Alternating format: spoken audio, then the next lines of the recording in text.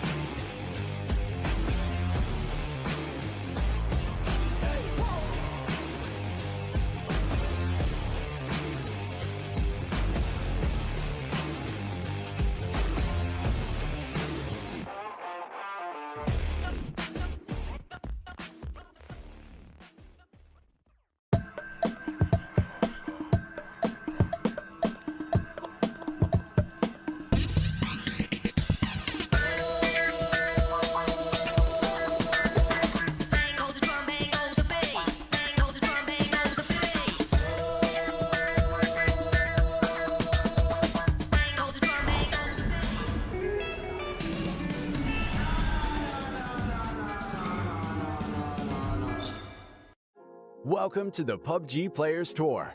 This year, we're introducing structured competitive play in third-person perspective mode for players of all ranks, levels, and ability. Here's how it works in EMEA and Americas. PUBG Players Tour competition is held in 2-week phases.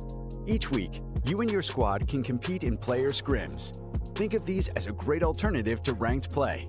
Each day of scrims will feature a variety of maps, with defined team and lobby sizes to ensure a balanced best-of-3 rounds. Teams will earn points based on their performance, and daily leaderboards will track their progress. When the scrims are over, the top teams will qualify for the PUBG Players Tour Cups, where they will be joined by up to 10 invited teams, featuring some of the best players in the region. Players Cup leaderboards will track team performances across 2 days of play, with the top 8 squads progressing to the final round of competition. Players Masters are the pinnacle of the PUBG Players Tournament. 8 teams from each of the 2 cups will engage in fierce competition for a huge prize pool in each region across the PUBG Players Tour season. And for times when a Players Masters isn't scheduled, you can still get your PUBG Players Tour fix with Super Cups. These work just like Masters events, where again, 16 teams, 8 from each of the 2 previous Players Cups, compete for a share of the total cash prize pool. Welcome to the PUBG Players Tour. You know the game. Be a player.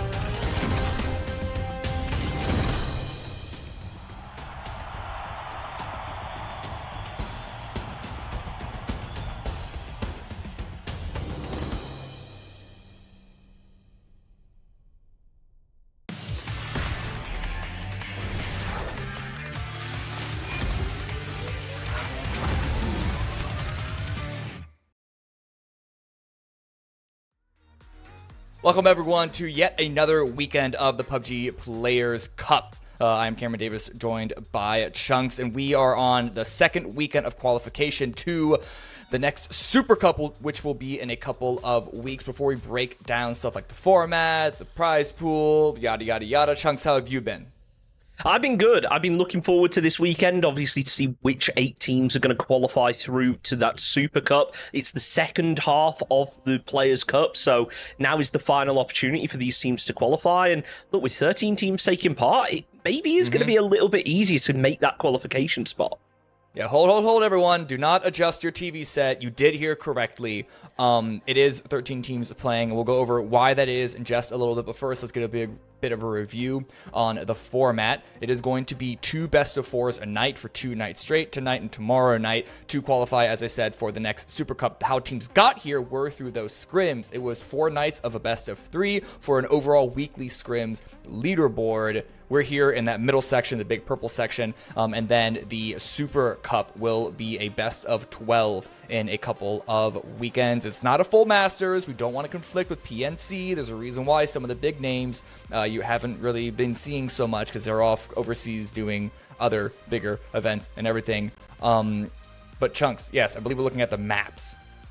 Yeah, the maps, we keep it snappy over here. It's the Players' Cup, so there's only going to be 4 matches per night, 4 tonight, 4 tomorrow. Starting out with Miramar, then over to Tae-go, Rondo, and wrapping up with Erangel. The same thing's going to go for tomorrow. I'm sure anyone who's been watching for a while now is familiar with the format, and it keeps things going fast, which is really exciting to see. But obviously, we need to take a look at the teams that have already qualified for the Players' Cup number 10, and there's 8 of them in there. I'm not sure whether that graphic is quite right. No. You're confused. Oh, no, we'll show we've this. got team. Yeah. We're at the Players' Cup number 10 tonight. These are the teams that are playing. These are all the teams that qualified from the scrims this week for the games tonight. And yes, as we said, there is only 13.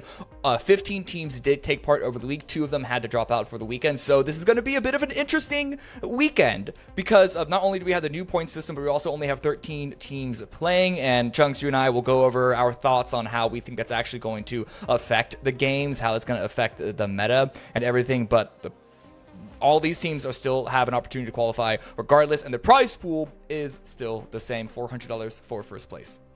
And that is what teams that have already qualified that are taking part tonight are going to be looking for. In this scenario, it's going to be AKM Gaming and 55 Esports that have already qualified for the Super Cup, so they really want to make their way into the top 4, try and get themselves some of that cash.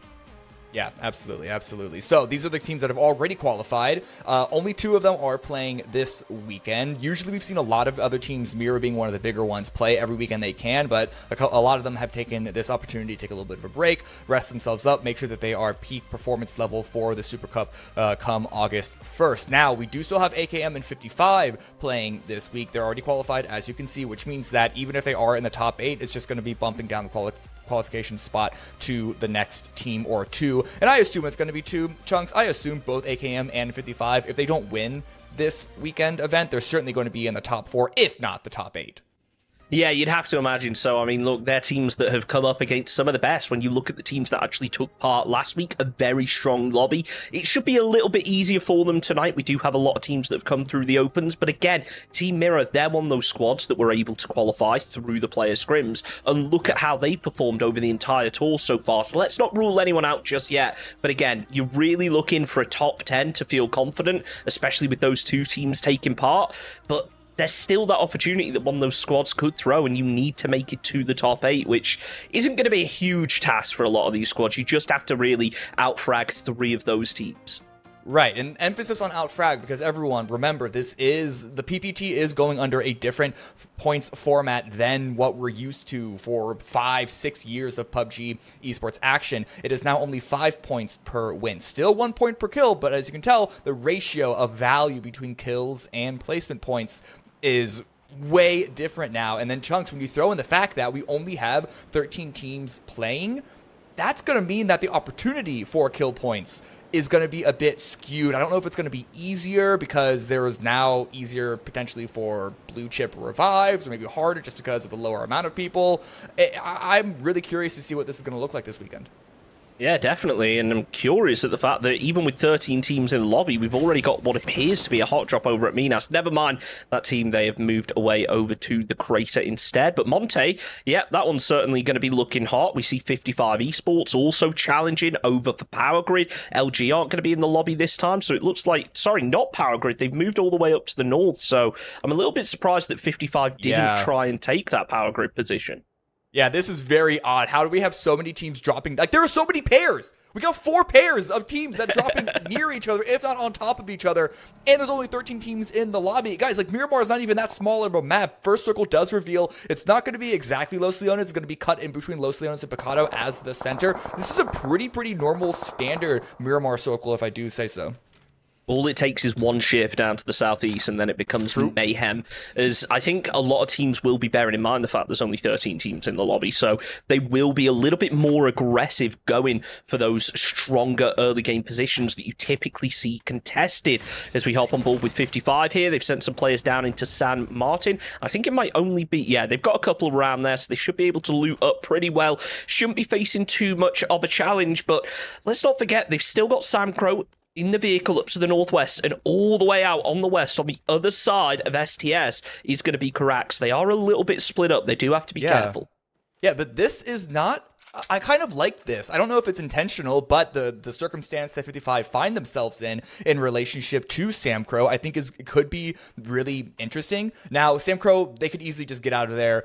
There's a lot of space that 55 are currently holding, but the fact that they have essentially set themselves up in a crossfire, they're choking Sam Crow on their loot opportunities as well. And the fact that there's only 13 teams in the lobby means the chances of someone third partying has also been reduced. So this could be an opportunity, not guaranteed, but an opportunity for 55 to get a couple of points. With the way that we see Sam Crow rotating out now, it looks like they were able to find a gap in 55's sort of awareness, their lines of sight. It looks like they should be able to get out of there. However, their loot pattern has been completely disrupted. It's going to be a while before they get into the zone, assuming they even find multiple vehicles and get a good number of items to throw in their backpack.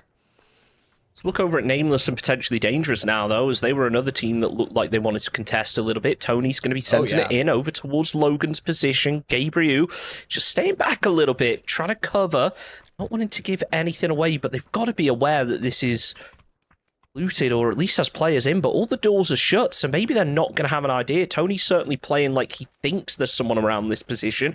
Ran is going to be up the hill providing some covering fire when the cross comes through, but Tony needs to be careful because look how limited his ammo is. Yeah, but the way that Tony's moving around, they seem to know exactly where Logan is, and Logan is properly holding the corner. I'm sure Logan spotted Tony out multiple times during all those peaks, but didn't take the bait. Knows that there are so many other members of Potentially Dangerous around the area, but is Murado, is this going aggressive? Is this a potential 2-on-1 push? We have other members of Potentially Dangerous in the area, but Nameless has an opportunity here. I like that from PD to use the vehicle to make that rotate, not risking run out in the open. And Fuskatao is the one who picks up the point.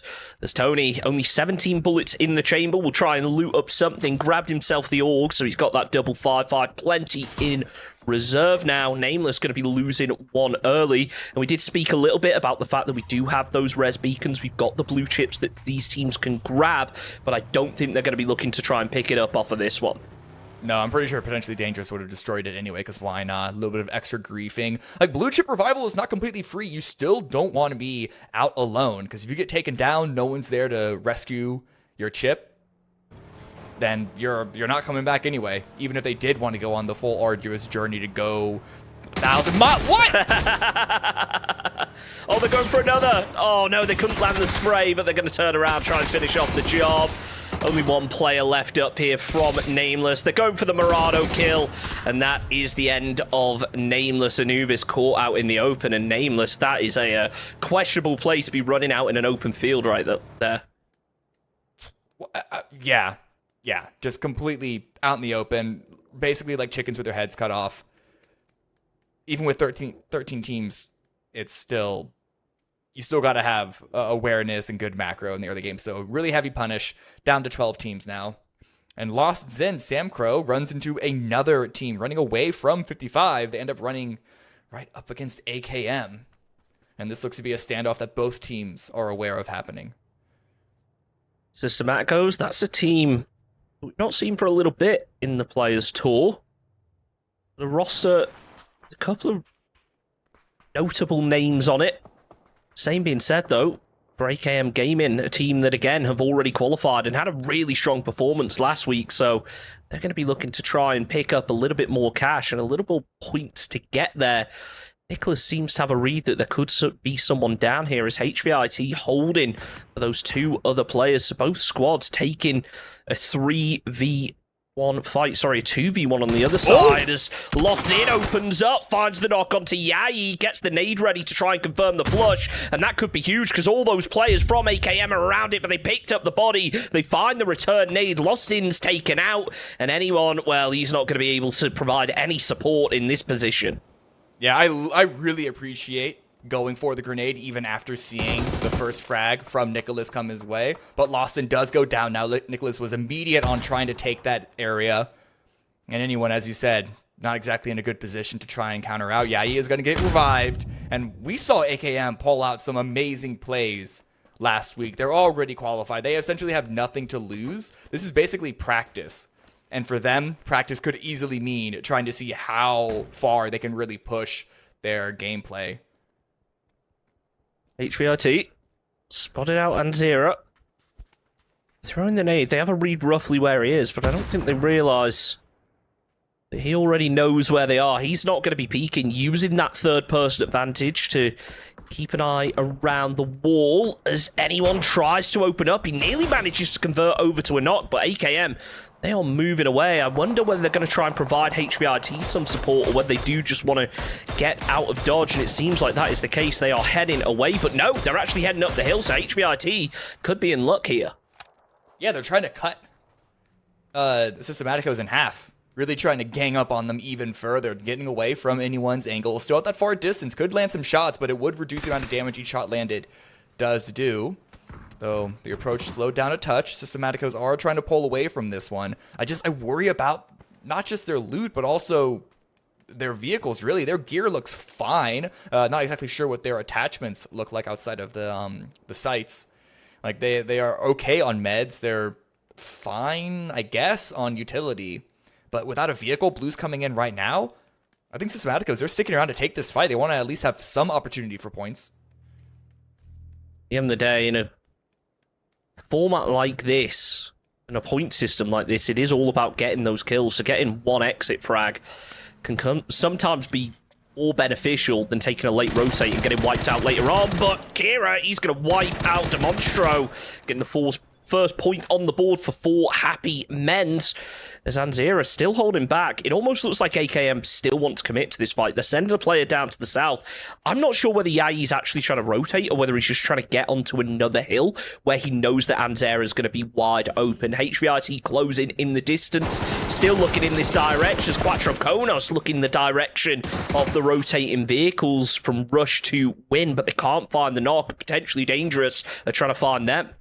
Oh, yeah, there were a lot of teams now stacking up around Los Leones. No one's really gotten involved. A couple people on the outskirts of that city, but no one's gone to the center quite yet. These are some really good positions to sort of have the opportunity to pivot to Los Leones if need be, but also try without the full commitment yet. Back to AKM versus STS. They were all spreading out to try and find those angles, try and really punish STS looking to leave. And a great shot from HVIT to knock anyone outside of that vehicle up in the air. Quickly confirmed as well by Donk Mode. So that's 2 down for STS. I believe, is that Yai up on a high angle? Yeah, it is. Yai is up on a high angle, setting up that crossfire. Could get isolated, but, well, let's look at the circle. Phase 2, pretty hard shift up towards the northeast. Does anyone commit to Picardo here? I do wonder, because this is one of those circles that, I mean, it's not a rare one. Teams know how they want to play it, and there will be a little bit more freedom to work with what you want, with only 12 teams left standing. I'm sure with the level of these teams, they're aware of the kill feed. They know at least one team has been taken out. As Nicholas, well, he knows exactly where that final player is, but Ribeiro is there to return the fire. Andy, though, ready for the trade. Nicely done from AKM Gaming. They did concede a knock, but they are quickly there to get that player back up. As they look down towards Anzira, you can see Yai. He's got an angle. One more shot would have done it. Blue is not nothing. It's phase 2 now, which is, you know, it's not particularly lethal on its own, but depending on the timing of when shots land, it could be pretty devastating for STS. It's all in Anzero, though. Anzero is likely not going to make it out of this situation unless AKM just completely throw it. And with the crossfire again, the high ground dominance that Yai is asserting. Yeah, Anzero is going to go down. That might even just be a deny at this point. Should be aware that was the final player based off the kill feed. Azaki nearly runs straight into Faravero. He's going to try and find himself an angle, but opting to move back a little bit, realizing just how open this ridge is. In phase 2, we've already lost 2 teams, so we're down to 11, so there should be a lot of space for these teams to play. As Faravero just trying to find an angle, but we all know what it's like when you're trying to shoot someone and there's just a tree blocking you, and he's not able to find that shot. Ends up just throwing out one bullet in the rough direction, but he just can't connect. As phase 2 starts to close in, again, the majority of teams already inside the circle. Ooh, 55's position. This is like that volcano spot to the southeast of Picado. Certainly a really strong spot to play. Has a lot of areas. If you can control the space, it's always the big asterisk on that. Sam Crow's going for a crate. And potentially dangerous, picking up one of their fallen teammates. It's a bit of a team knock with that. But hey, no one's around to punish it, so no harm, no foul. I think Gabriel got 2 kills with a 15x a second ago, so I don't think they're too stressed about that. I think that they can concede a knock. We'll let Gabriel off this time around. As Rezav looking over the hill, they know where Aki is, but they are playing so split right now off the edge of Los Leones. I really like this from them. I think they realize that there's not a huge amount of players alive, so yeah, the likelihood of them as a solo getting crashed isn't super high, and they're still in a position where they can support and close in. But it actually looks like Rezab, they want to focus onto this solo, as JMS needs to be careful and focus on listening to those vehicle sounds, figuring out where that team is rotating from.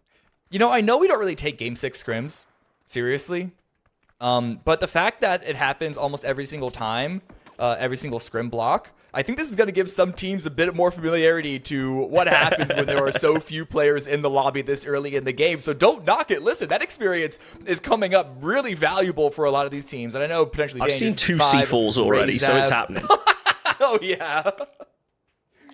Yeah, it's one of those, isn't it? Game 6 scrims is always a fun one, and I think that when you see a 13-team lobby, there is going to be that element of, okay, we can make some high-risk plays and still feel confident in ourselves. So that's going to be an exciting one to look forward to.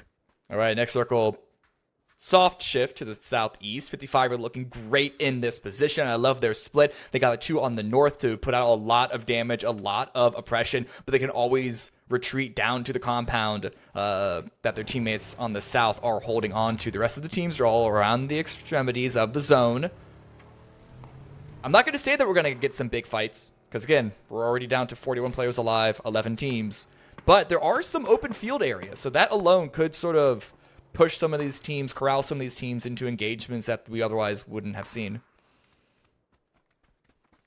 Just a reminder for everyone, make sure you pull up that map stream with !map. Keep an eye on all these rotations that are coming out. Not like too many are being pushed out right now, but Team Rezav, as they tried to make the push, it looks like Youngblood tried to send Zevo in, so they're going to try and finish off the job there. There's still Aki to worry about, and they ain't wasted a single bullet on him. Throw the pan, land the punches, finish off the job. Do they know that Aki is here? That's a big question. Fisher does go down, so more distraction coming from Youngbloods. This could be an opening for Aki, but I don't know if Aki is completely aware of what's happening around them. Third-person camera or not, don't quite know about Fisher's position necessarily.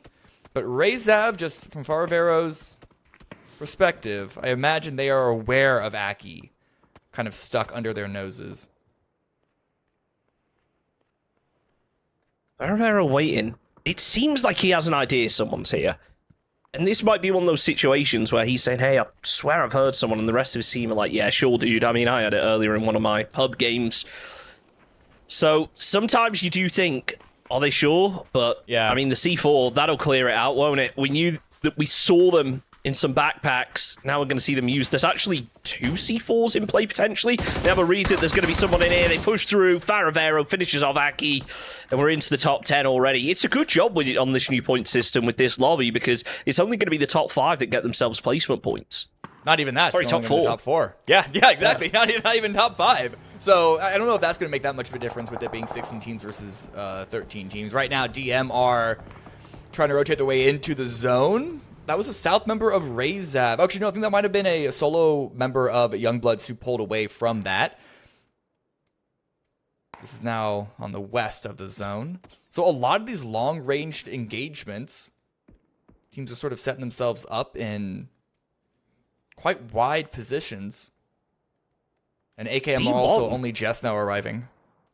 D1 rocking the Balties. You don't see it all too often in comp, but definitely with the nerfs that are incoming to DMRs, we're probably going to see a lot more of it, and maybe getting themselves prepared early as the circle shifts hard over to the east. Again, a lot of teams not going to have to rotate a long way, but 55 Esports are in such an aggressive position now. Part of me does wonder, do they try to consolidate a little bit more, or do they keep this aggression going? As Yai, I thought that was him that got the knock then. Extremely long range. It's actually going to be Lucas who takes down Andy, so equally as long range fire. You're hearing some of those bolts come out. Good revive for AKM. But, I mean, that circle shift is really not good for them. They only just got into the zone.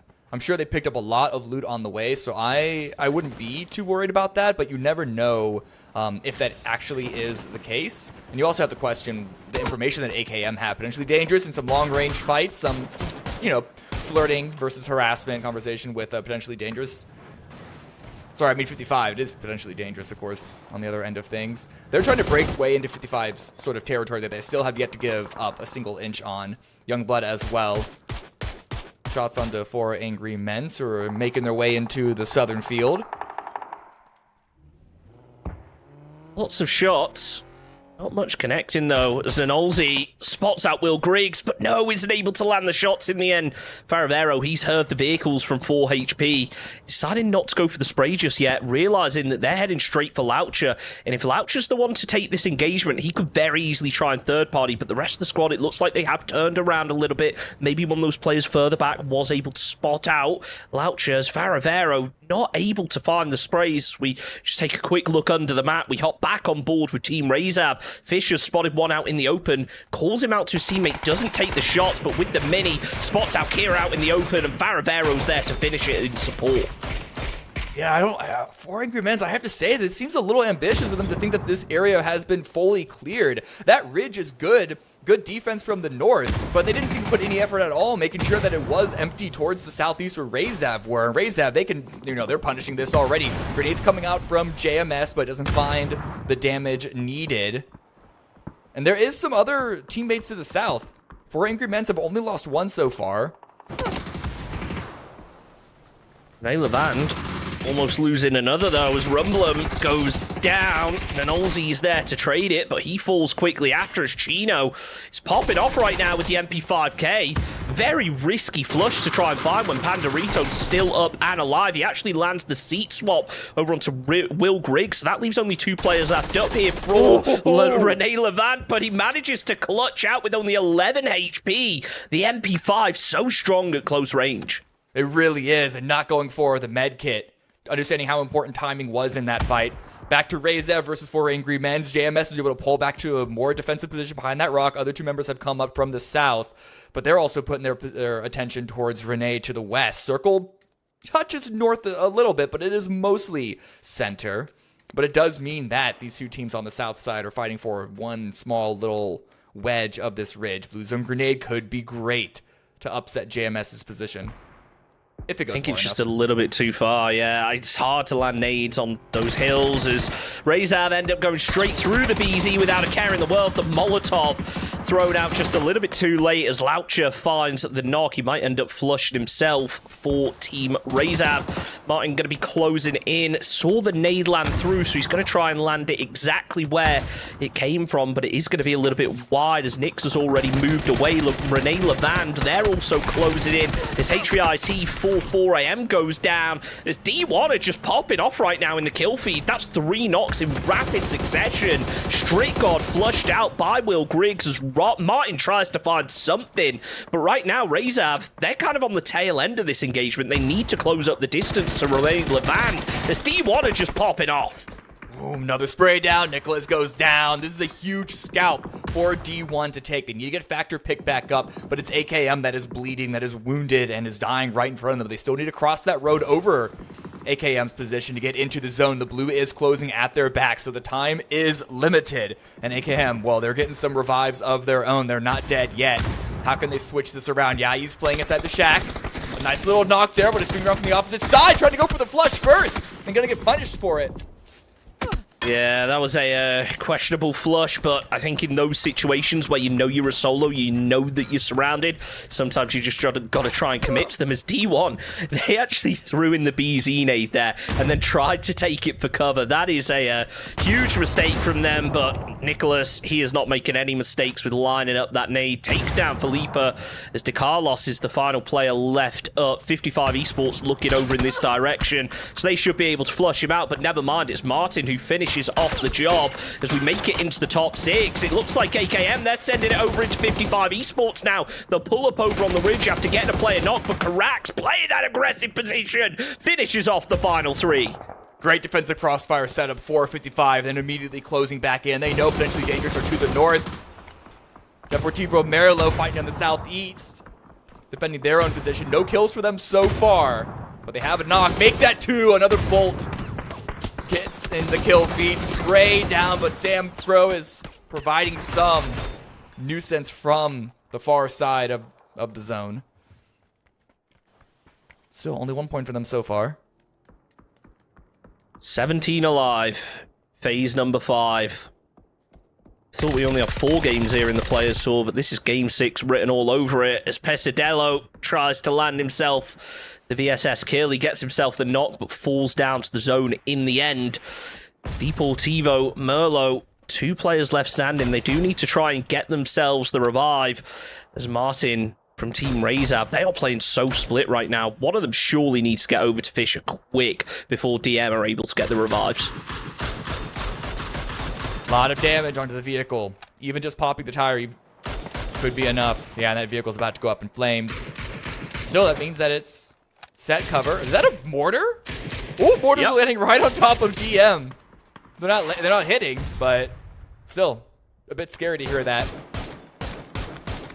Gotta try and line those up. They were wide open. Oh, and Tony's still able to punish there. Potentially dangerous on a roll right now. 8 kills on the board. They've just been quietly and consistently picking up kills. We haven't really seen them take a squad v squad fight, but they're feeling so confident in themselves. When you look at this zone, they have full control over it. Really, they need to try and get Fuscatao down to the south, and it was potentially dangerous who are using the mortars. They're just trying to find a flat area now so they can start raining down fire onto DM now that they've got Tony in that aggressive position. He can maybe scout out Oh, okay, a little bit closer, a little bit further to the left. The same could potentially happen now for Team Rizev, as they are going to be wide open inside a dip. So this could be huge for potentially dangerous. They might find a squad wipe if they line them up well enough.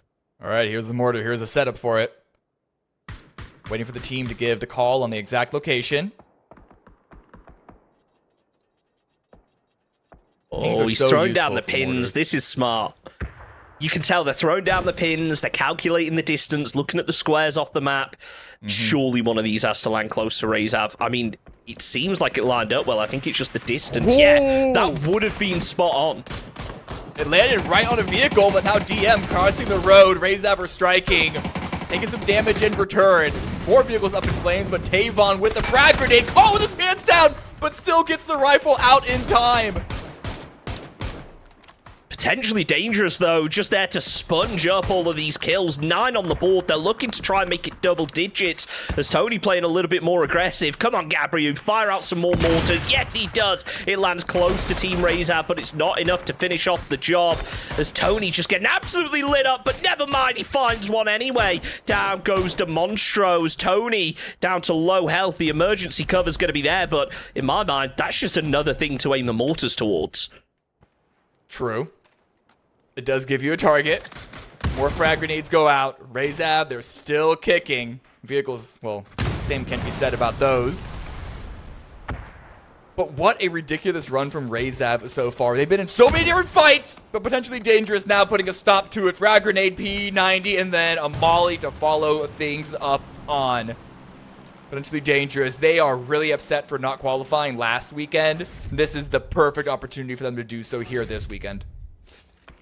If they continue this form, not only are they going to qualify, they're going to be taking the lion's share of the prize pool, but we can't rule out Team Razav. They've already got themselves 10 kills on the board as well, even though they are in a little bit of a worse position. Still have to try and figure out how to deal with DM before being able to make the cross, and they're doing this as a duo, so I think they're kind of hoping that potentially Dangerous can find an angle onto DM, but right now that ridge is just about providing enough cover. This is where those mortars would be so dangerous if they still have any, but Aliv is able to take down Gabriel. Nicely done, but they can quickly get the revive onto that. Yeah, but look at 55. They're running out of the compound. Don't forget about them. They were just sitting, they were happy, letting everyone else wait it out, but Laucho with a nice knock onto Samcro. Suddenly 55, they were trying to be the last. They were trying to be, what is it, fashionably late? Let's see if this grenade by Toxic can do anything to reset potentially Dangerous's position.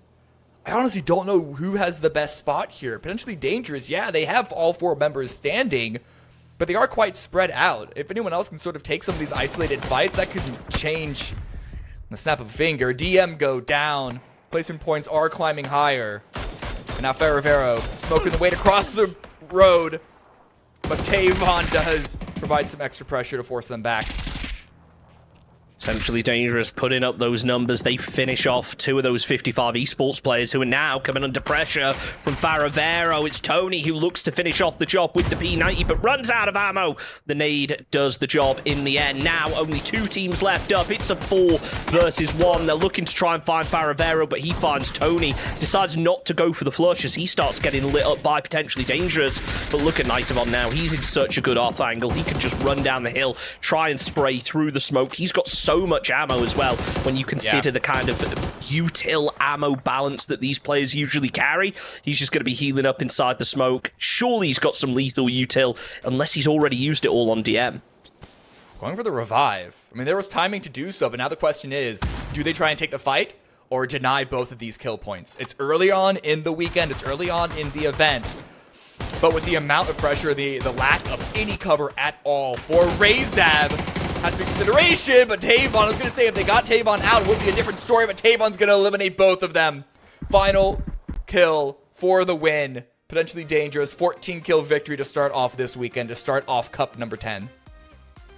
What an interesting game. with so few teams in the lobby, you expect that early game is going to be really slow, but it felt like it was action from start to finish. A couple of early game engagements, a couple of squads going down super early as well. So ultimately, we were down to like an 11-team lobby for phase number 2 as potentially dangerous. Yeah, we need to look back at that. I wish we had the run overkill in that highlight reel, because that was an amazing way to start the game, being able to wipe a squad so early on. But AKM equally, they were so dominant in that fight up against Systematicos.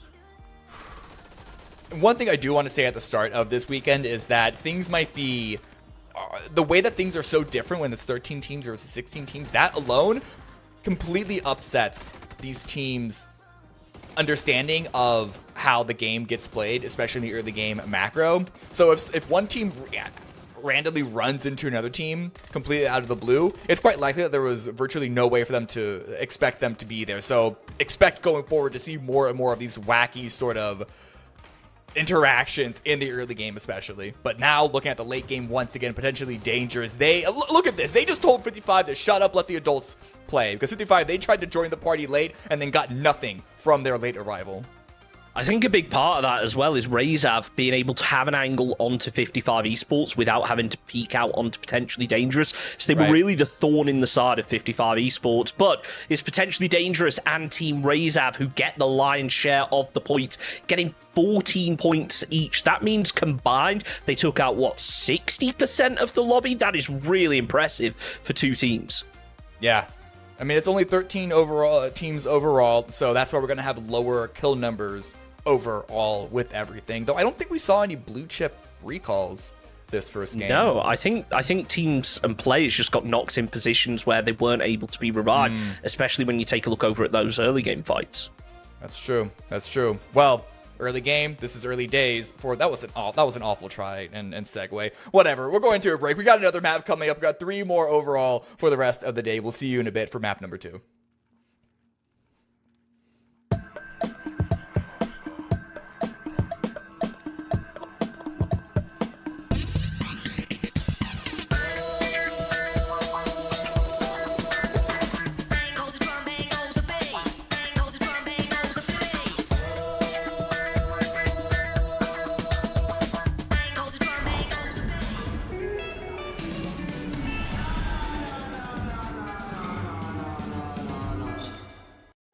Welcome to the PUBG Players Tour. This year, we're introducing structured competitive play in third-person perspective mode for players of all ranks, levels, and ability. Here's how it works in EMEA and Americas. PUBG Players Tour competition is held in 2-week phases. Each week, you and your squad can compete in player scrims. Think of these as a great alternative to ranked play. Each day of scrims will feature a variety of maps, with defined team and lobby sizes to ensure a balanced best-of-3 rounds. Teams will earn points based on their performance, and daily leaderboards will track their progress. When the scrims are over, the top teams will qualify for the PUBG Players Tour Cups, where they will be joined by up to 10 invited teams, featuring some of the best players in the region. Players Cup leaderboards will track team performances across 2 days of play, with the top 8 squads progressing to the final round of competition. Players Masters are the pinnacle of the PUBG Players Tournament. 8 teams from each of the 2 cups will engage in fierce competition for a huge prize pool in each region across the PUBG Players Tour season. And for times when a Players Masters isn't scheduled, you can still get your PUBG Players Tour fix with Super Cups. These work just like Masters events, where again, 16 teams, 8 from each of the 2 previous Players Cups, compete for a share of the total cash prize pool. Welcome to the PUBG Players Tour. You know the game. Be a player.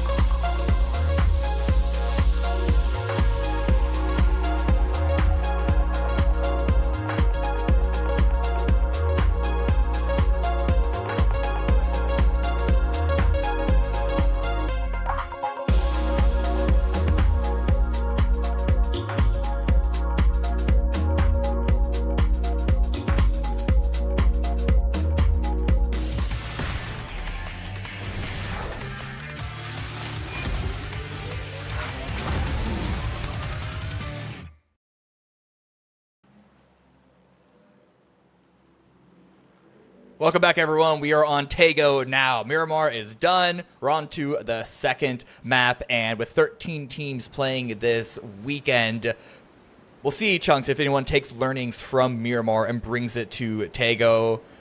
But at the moment, I can tell you, I'm seeing some teams that are still dropping very close to each other, even though there is more than enough space to go around.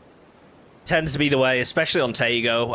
It's one of those maps where, at least earlier on in the Players Tour, we saw a lot of crashes onto compounds that you wouldn't necessarily consider power positions when teams were kind of getting a feel for how the game played a lot of the time. Just kind of compounds in the middle of nowhere where you'd have one team crash onto another, which then got crashed by another, and then an EP would land on, and then another team would crash, and end up seeing 4 or 5 teams fighting for a single compound. But it looks like this game, it's all about that early game action. We do have AKM there getting tagged up on their rotation down to the south, and up on the northeast, Team Razav looking like they are contesting for vehicles, maybe going to head all the way up Shipyard. They're quickly going to have to make their way back after that phase 1 circle pops. I mean, DM and 4 Angry Men standing right close to each other. There are 2 teams that dropped in Palace, I think. There's 2 teams that dropped around Shipyard. Only Razav is the one that's going that way. But yeah, I'm just shocked how many teams are so close to each other. Okay, no, I think there's only 1 team in Palace. Factor's nameplate just got discolored by the water blood. You forget how these nameplates on the map, they're just a touch see-through. Yeah, it's hard to follow sometimes when we see hot drops like this, especially on that map feed. Just a reminder, !map if you want to get a full view of everything that's going on. 4 Happy Men's, not quite a hot drop. They will be spotting out that team off to their west. They do, by the way, have Nyx all the way over towards Hapo as well, so that could be an interesting one to see how that develops, as obviously Nyx will have to move in. Nameless, a team that we saw go down early last game, but they've got some strong players when you look over at Brown, formerly of Team Casito, as AKM spotting out the rush to win players, causing some problems here. Oh, Buneko tried to take the fight on one of the angles, but I think just a touch too late. If they went for that earlier, could have had a better chance of winning it out. But no, AKM, they're going aggressive on this. They're finding some isolated players. I thought that they were going to be, running away, conceding the space. But I think they actually just went for weapons, and now they are back to the fight. Again, AKM, they're already qualified, so this is kind of just for funsies. / practice, but I don't know how much you can call this practice, what they're doing right now. Oh, Andy tries to land the hip fire through the window. It didn't quite work out, though, for them. As HVIT taken out by Leapy. Rush to win now, getting their first point on the board as the flashbang comes down. Andy just sent it in anyway, manages to get over to safety, pushes over to the staircase, but it doesn't work out. As Rush to win come out on top of that fight against AKM. And last week we saw AKM, they were a team that were taking a lot of early game fights. Yeah. And it seems like this time, not coming out on top of them.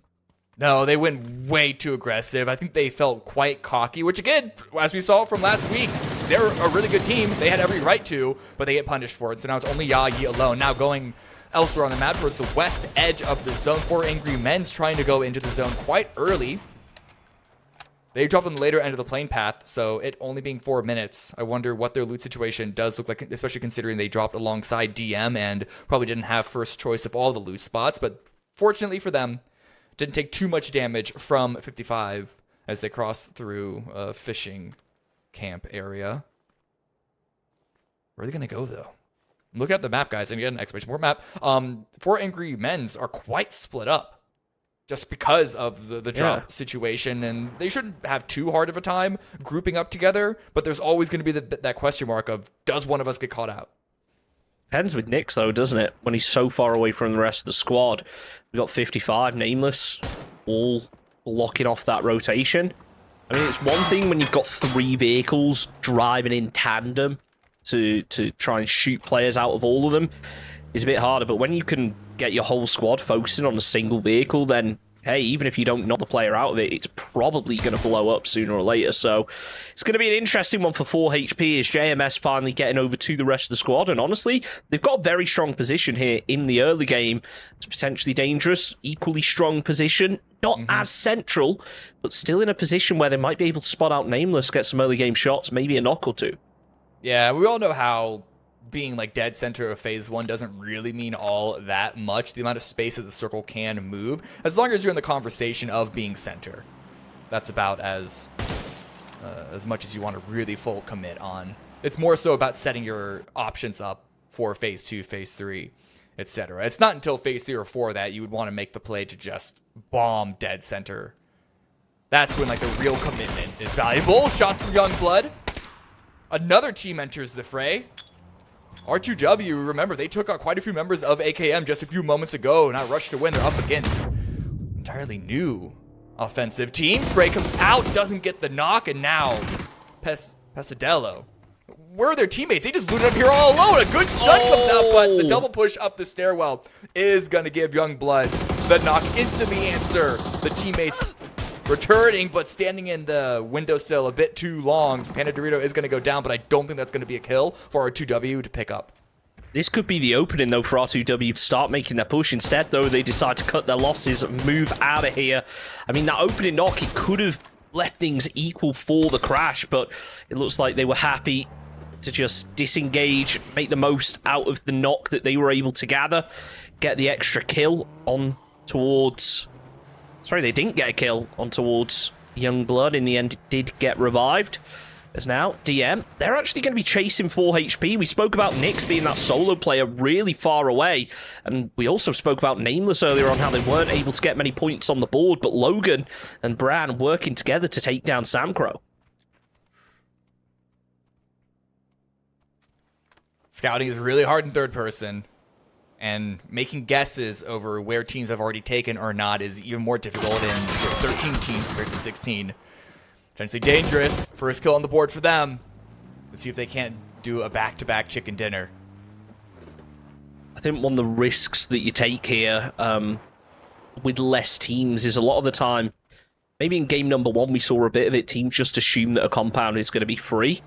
Yeah. So we're more likely to see those early game crashes, whether for a compound, whether for a position. I think that sometimes teams can overthink it when ultimately you just have to play like it's a normal game of PUBG. Make sure you scout out properly, do your research into teams' rotations, because ultimately they're not going to change all too much. If you approach PUBG in a certain way, they're going to keep it regardless of how many teams are in the lobby. Unless, obviously, you know, we lose half the lobby early on, but we're not quite at that level of Game 6 scrims yet, Cammy. No, but let's see what Game 4 tonight and tomorrow night looks like. Then we're really going to party. UT 2K4 wants to start a party against 55. See a frag go out. It's not going to land. Smoke's going to deploy, but Psycho's still going to prep for shot through it. Ollie RV's going to take the knock when the opportunity arises. So 55, another gangbuster squad in this lobby, is struggling to get their feet under them in these early game fights.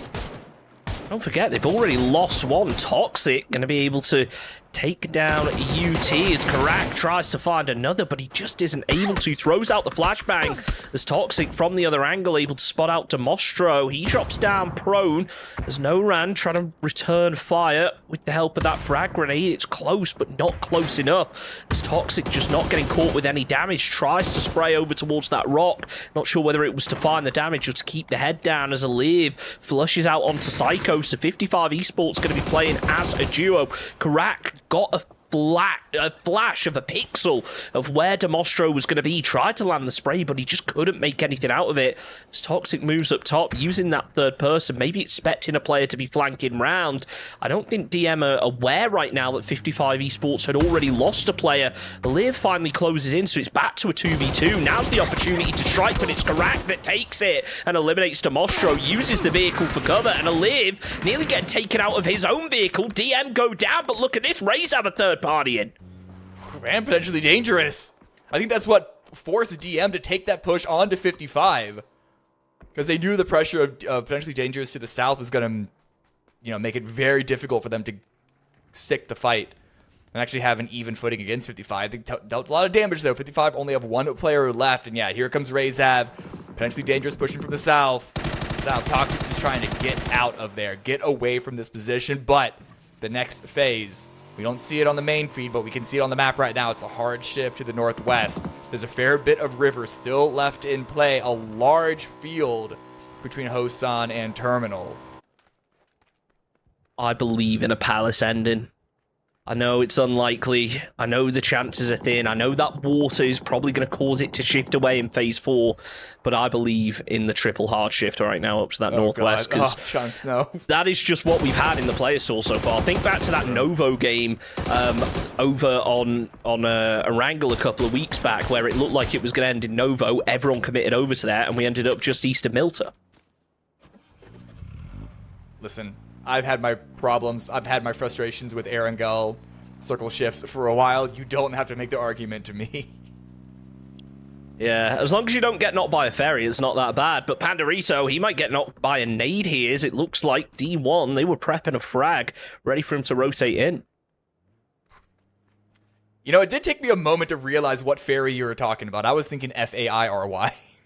No, I'm talking about a ferry when you're swimming in the water and then you end up getting wiped out. Yeah.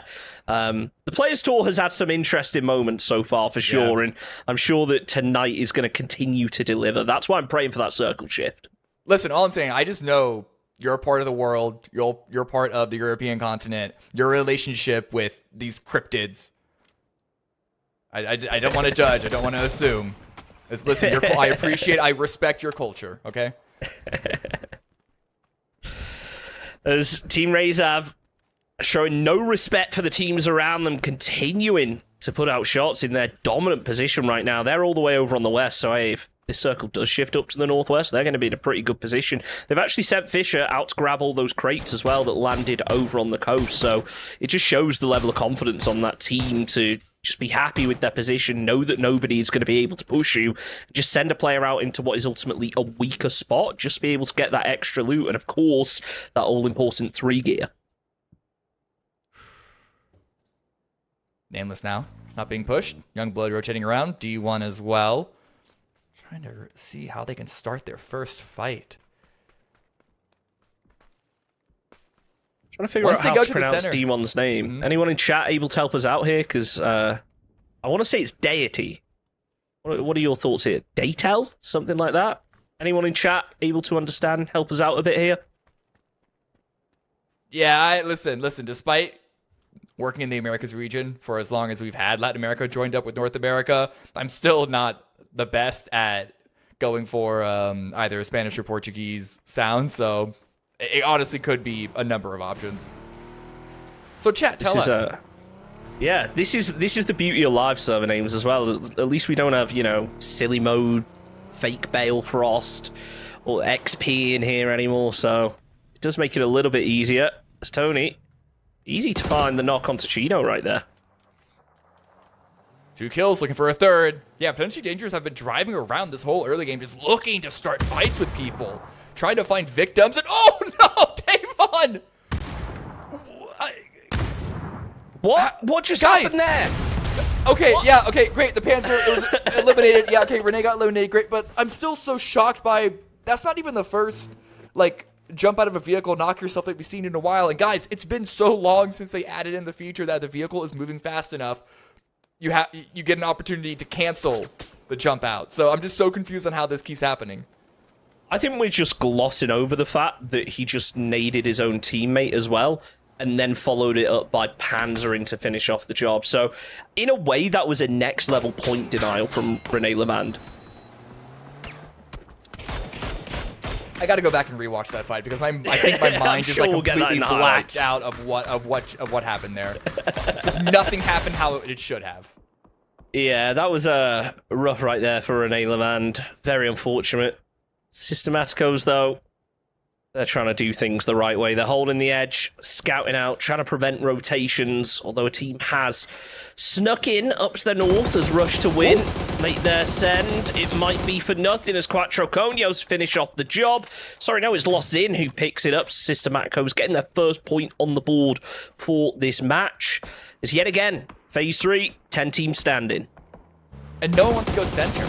There are a lot of fights being forced, not even forced necessarily, but just unable to be avoided because no one wants to go to the field in the center, but it just means that everyone's driving around each other. Tony with another knock onto Youngbloods, followed up with even more damage. 6 kills for Tony, 8 for potentially dangerous overall. This is another huge run. That is an M24, I believe, ringing off in the distance. So good on Tony to use the UAZ for some extra cover to go get the revive. The blue is pushing in, and they have a hill to climb up to continue to take this fight. But, I mean, potentially dangerous. They are on a roll. I'd be scared to stand up to them now, even if the positional advantage is in my favor. Quickly speaking on revives, I do want to point out that Toxic is currently down in Hosan, where there is a respawn beacon. I do wonder whether he was able to pick up any of his teammates' chips, or whether he is just focusing on getting those meds ready for the med battle later on in the game. But let's switch away from that for the time being, as Gabriel from Potentially Dangerous is opening up with a really nice long-range shot over onto D1. The rest of Potentially Dangerous continuing that momentum, getting ultra-aggressive, trying to take down Felipe. And they certainly do. Nightavon follows up onto Carlos as D1 with some really rough defense ahead of them now as Nightavon finds even more damage. This is just terrible for D1 as Potentially Dangerous just on an absolute tear with 12 kills on the board. Huge performance right now, and Tae-go even sticking that fight, knowing that there was a teammate backing him up with another vehicle sent to defend their fallen teammate, make sure that no one who gets knocked is able to get flushed. They have all 4 members left standing. So much fighting that they didn't even have a good... Come on, Gabri.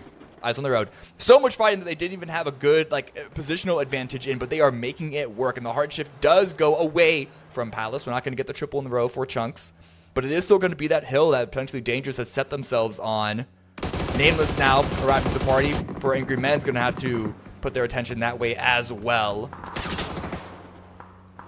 I want to say we saw a circle similar to this last week, and I said, Bestia have the hill.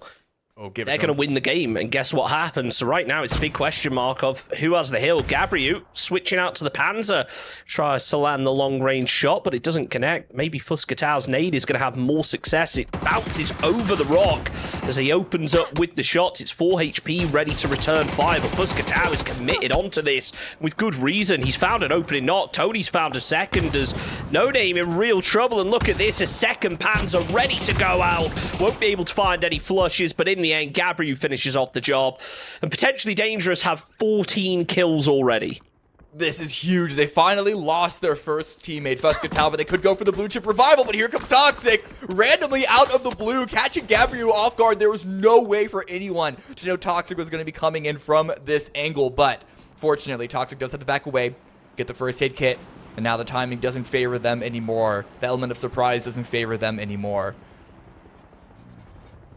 Toxic may just try and deny points here. It's a bit of a write-off game for 55 Esports, but we know the potential they have. I'm sure they will still be looking strong going into the rest of the evening. And don't forget, this is a team that have already qualified, so they don't have to worry about making it into the top 8. They just really want to get their hands on the prize pool by making it into the top 4. Systematicos, they're starting to move down the hill towards Team Razav, looking to potentially try and trap them in this compound as another squad moves in from the north.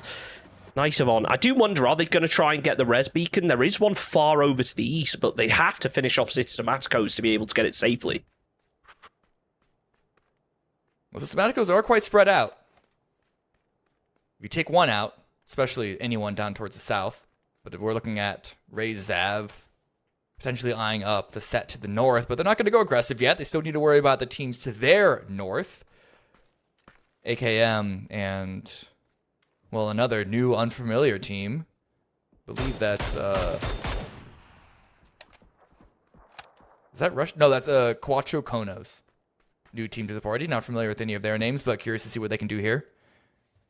Kind of stuck between 2 decent squads in their own right, so they're going to have to come up with something huge, I think, to get themselves out of that little pie wedge of the field. Especially with AKM still having players alive behind them. Quattro Konos, not a team we've seen consistently here in the Players Tour, but we have seen them once or twice before in Players Cups. They've never been able to qualify, so they're certainly going to try to make that change today. As JMS wins the aim battle up against Nightavon as he tries to go for the flush. 4 HP should be able to get the revive. The same probably going to be said for Potentially Dangerous here, as Toxic is still alive. He's taking shots over towards anyone right now as the nade goes towards that tree. It's just a little bit short. The BZ maybe a little bit more effective, but I'm still not sure whether it's going to be close enough to really provide much impact. He did get a glance of anyone as he switches over to the mini. Only 5 bullets.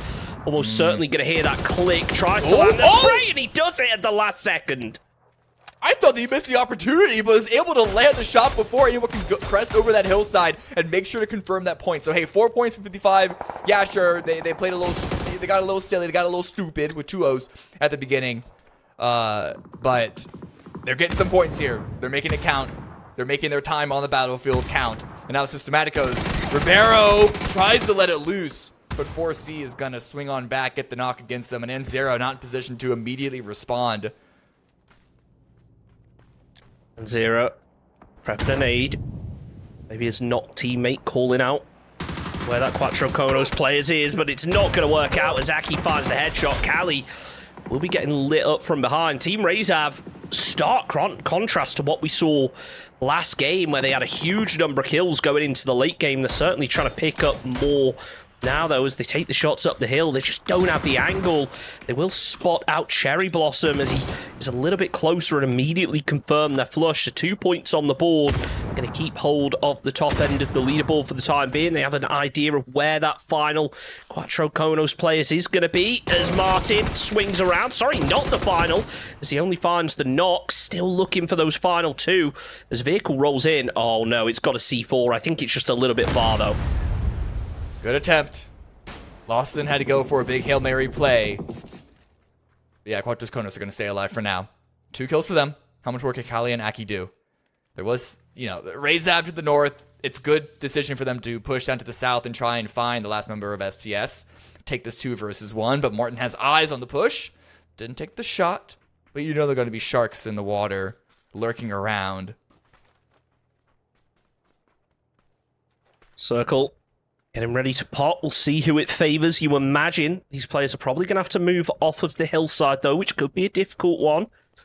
Lossin going to be in a position to try and stop Quattro Konos from making that move. I would imagine the Team Razav try and backfill this rather than running direct in, because it will leave them wide open to a couple of squads. That's exactly what they do. Fisher takes down Cali Ramirez. Only 1 player left up. So I guess you could say it's only Konos anymore. I tried, all right. Everything's set for 4 Angry Men to take the push here. But Gabriel with the P90 hiding behind this loot crate. It's going to be quite a difficult wall to break through. Not to mention the other members of Potentially Dangerous. It is still 3 of them, so that's something, perhaps, to hang your hopes on. And Razav now also finding some loot crates of their own, just outside of their compound. But that compound is no longer playable with the blue closing in. They're still setting up that crossfire. And now the other fight. This one a bit on the smaller scale. Gabriel lets it loose. Tony's there to finish the job. Strict God goes down. And now Potentially Dangerous. Nades at the ready. Let's not forget, by the way, this is Razav's second set of crates that they're going to be able to loot now after picking one up in the early game. So if they've got a repair kit, can you imagine how stacked they're going to be going into the end game? That's Potentially Dangerous, showing just how stacked they are. 15 kills on the board. Let's make it 16. Why not? Not quite yet, though, as he can't finish off the job. Onto the Kira after finding the headshot. Out comes the flashbang, but the first aid kit's already popped. Ends up catching himself a little bit, forced to drop down prone. Is Nightavon going to be lit up, healing over at the rock. The P90 finds the trade back onto Kira as Fisher taking down Andy. There's still 1 player from 4 HP using the vehicle to try and avoid it, as Nightavon using that repair kit, trying to get his health and armor back up to full. But Nyx is still alive, still that unknown fact. They don't know exactly where he is, but Martin does, as he sees Gabriel running over the ridgeline, finds himself the kill, knows where Nyx is going to be, but isn't able to find an angle just yet. Nyx sends it in. Can he finish off Potentially Dangerous? Yes, he can. And that's Potentially Dangerous denied from any placement points. Not like they need them. No, they still got a huge number of kill points, but that was huge for Nyx, knowing that another jackhammer of Razav is pushing in from his north side. Had to push down, take that fight, and made it work. Stayed alive. And with so many solos left in this endgame, getting first place is really hard. because there is 3 members of Rezav running around, but you can always try and play for second with the other solos. And it's not out of the question for Rezav to lose one player here, one player there, and then make things a lot more even on their end too. So they need to try and keep their ship really tight so they don't lose anyone else and can confirm this chicken dinner. It's all about playing for those trades, isn't it? But at the same time, when you have that player advantage, you want to try and take as much zone control as possible. So it's finding that balance between controlling the zone and making sure that you've not got players completely isolated, which is a lot easier when you still have 4 up. In this situation, though, with how dominant Rezav have been, I can't imagine that they let this game slip away, but never say never, especially if 2 of those solo players decide to almost work together to eliminate some of those Rezav players from different angles at the same time. Nick's running around, getting dangerously close to Loston. Who's going to spot whom first? Does Loston hear these footsteps? Is that a range that I think could be heard, but... Oh, now he does. Yeah, should at this point. Nick's just trying to push forward to the rock. Kind of has to with the blue closing in. Couldn't hold that previous space for too much longer. But now Loston's going to get spotted out. I mean, from this angle, you got to imagine only a tree laying prone for cover. Gotta think he's going to get spotted out. I think right now for Zin, it's just going to be a case of stay as still as possible. Louch is just clearing out that compound as it closes in. Aki, the final player from Quattro Kono, still alive. But he's going to be out in the blue soon enough, so he will be forced to make a move, and that could be Louch's cue to take the shots, finish off the job, and they almost sweep as a unit to try and take out the 2 remaining solos. Oh, that's an MG3. Listen, it might not be objectively the best weapon in the game. That is held by the P90, but it's certainly the most enjoyable. Aki goes down to a mini. Fisher running a little low on ammo, but I don't think we should be concerned about that. Again, it's now a 3 versus 1v1. And they seem to have a general idea of where the last 2 players are. I think he definitely does from the way he's smoking. I think he's almost trying to bait out a peek here from the 4 HP player, knowing that Louch is going to be in that off angle. The double crate weapons, I was saying earlier how they managed to loot a crate early on, then a second. So, trying to force one of those players to peek to land the AWM shot to Zin. Just wishes that he peeked a second earlier there to find the shots. Nix throws out the emergency cover. I'm not sure whether this is an actual strategy or whether it's trying to bait Rezav into looking towards Zin's position, but I'm not convinced that Nix actually knows where Zin is going to be. Yeah. Oh, Zin spotted! MG3 lights them up, and now it's a 3 versus 1. What can Nix do? Can Nix clutch this one out? They know, as we've established, they know exactly where Nix is playing from. Knows that they're behind that rock, but third-person camera could play around it in some way. Martin the giving their BZ's position perfect. away. Good stun. I thought that was the BZ. And no, it was a stun and a BZ. And Fisher finishes off the job. Nice and clean win there for Team Rezav. They lost a player earlier on. 11 kills in the win. They started off a little bit slower than they did last game, but they were certainly confident when it got to that end game, picking up 11 kills. So that should put them up to first place, I would imagine, because potentially Dangerous didn't quite get into the placement point. But at the same time, they were so dominant on kills. I think it's still going to be close between the top 2. Potentially Dangerous won this match. They got 17 kills. So even without any placements, that's still 17 points. And Rezav, yeah, they got good number of kills on their own right and got the win. That's still 16 for them. So no, potentially Dangerous, I believe, are still going to be in first place, and we'll see what the leaderboard looks like in just a little bit. But first, here is another replay of all of the shenanigans, and I'm sorry, Chunks, it's kind of what I have to call them. Again, these teams are just kind of rotating wide. And a lot of car kills, and yeah, sure, there was a lot of open space that demanded the use of vehicles.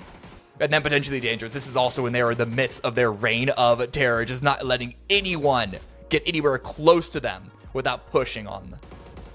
No, it was so impressive from those top-end teams to put in such numbers. Potentially Dangerous and Rezav, 2 opposite approaches, but resulting almost identically. Potentially Dangerous, they were ultra-aggressive early on, getting themselves a lot of kill points on the game, on on the board, as Razav had the opposite approach. They left it a little bit later, then they started to use those power positions to make something happen, and it shows that there are two sides of PUBG, both, especially in a point system like this, having similar results, and it's only 1 point between them, even with a 6-kill difference. PUBG Dangerous Razav once again taking the lion's share of the points available.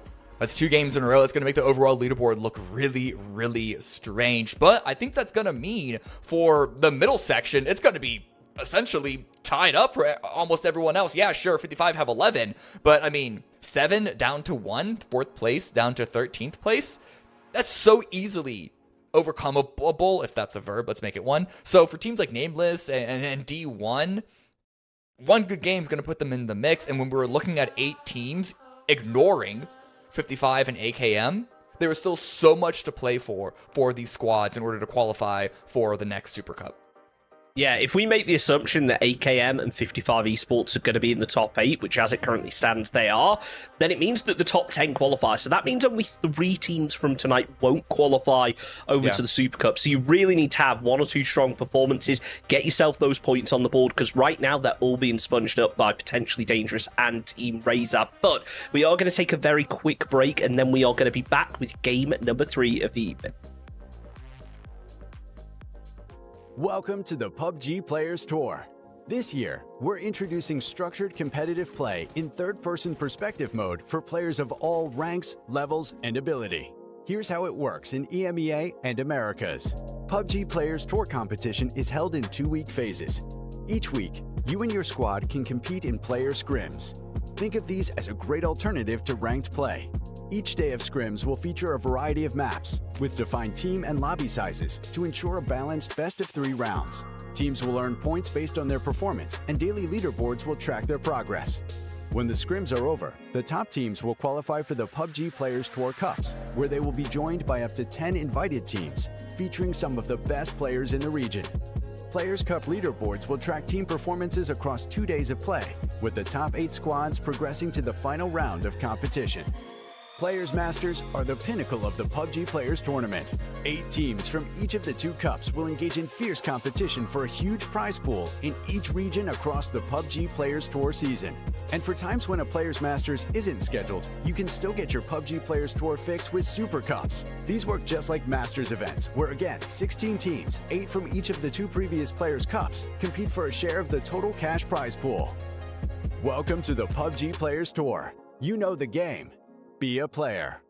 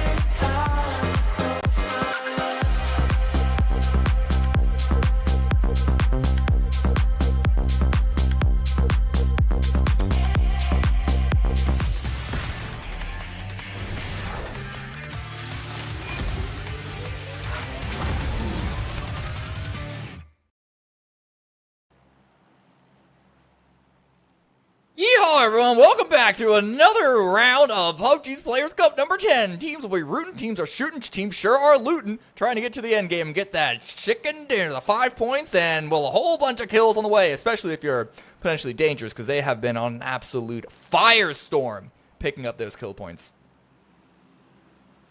I don't even know how to respond to that. That was don't have not to. the intro I was expecting You right don't have there. to just move on. Just let it run over you like water, like water off a duck's back. Just let it go. Okay, all right. Let's just see who's going to hot drop, because look at this. There's 3 teams who all just jumped out in the exact same position, going for...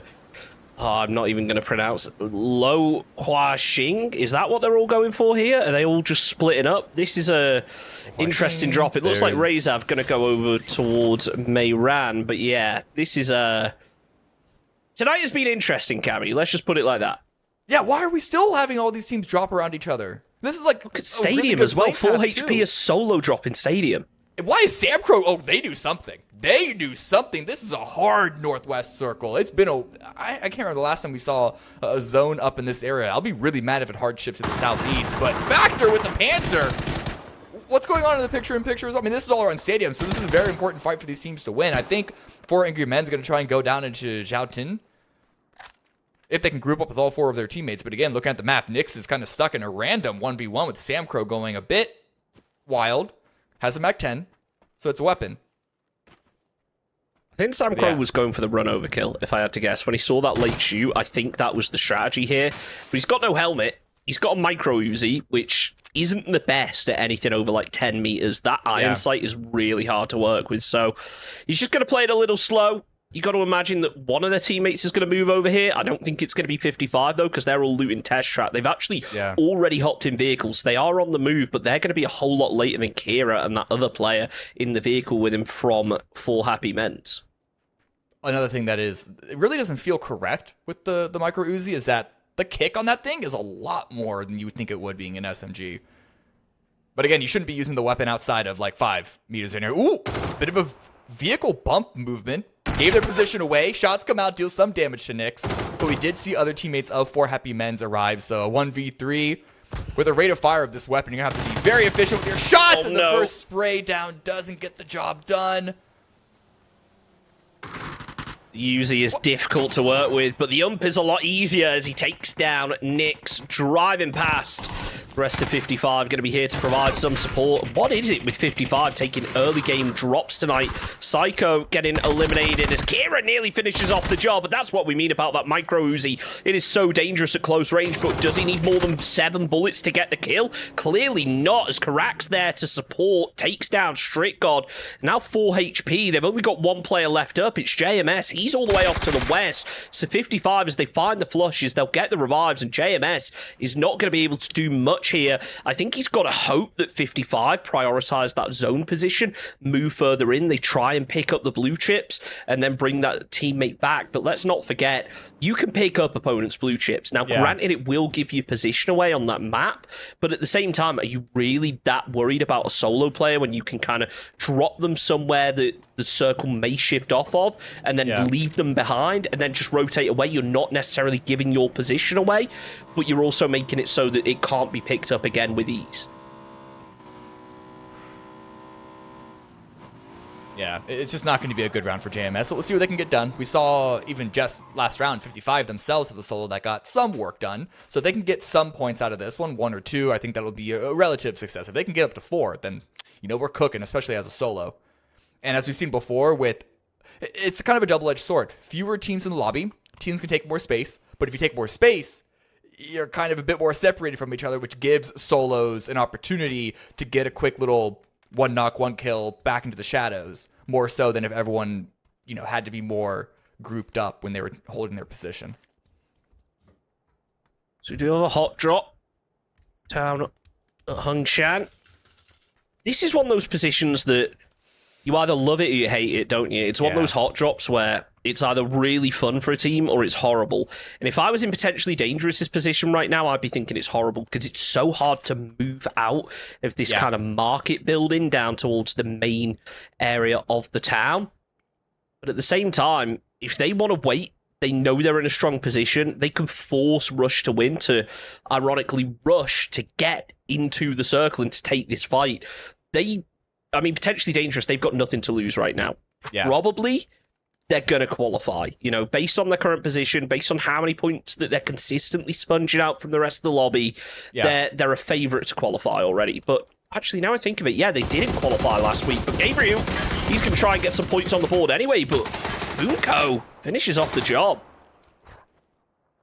Really good answer back by Boomco and the rest of R2W. There was that other member of Potentially Dangerous who isn't in that double stack to the north that's trying to get like an eastern position, at least I thought. But look at Tony now moving around. Tavon, yeah, Tavon is buried deep in Hungshan, able to get a knock onto BP. Confirms that kill out, so the first point on the board. They have lost Gabriel in the meantime. We're unable to get that revive, but easy to grab that blue chip. Tony knows where that player is as he goes for the med. He's not pushing quick enough, though. Needs to be cautious from behind, and yeah, he's just a little bit hesitant, but actually he comes out on top of it. I thought he got knocked there. He switches over to the mini to finish off the job, and he does at close range.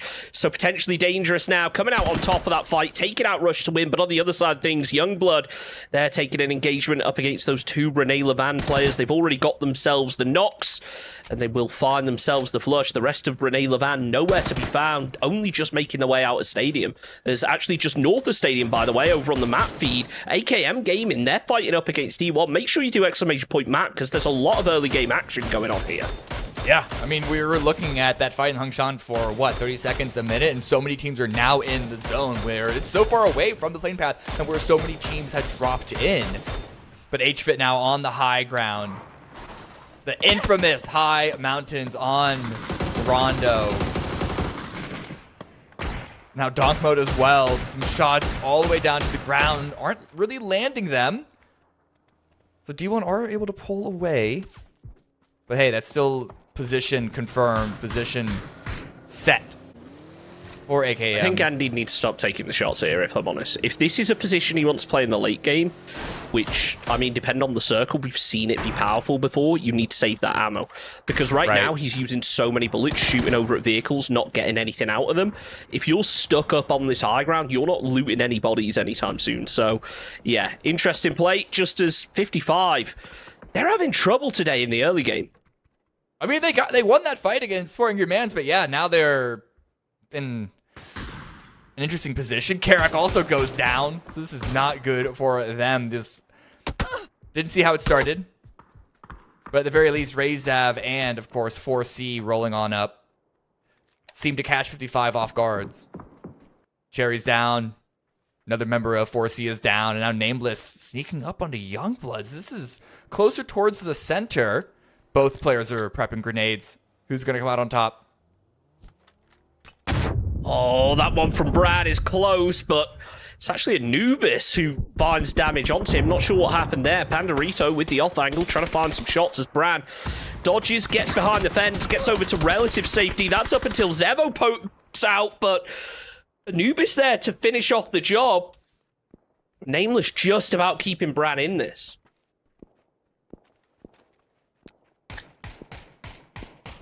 More grenades going out. Yeah, Youngblood's looking to back away. I'm looking at the map now. They're kind of caught between a number of different teams.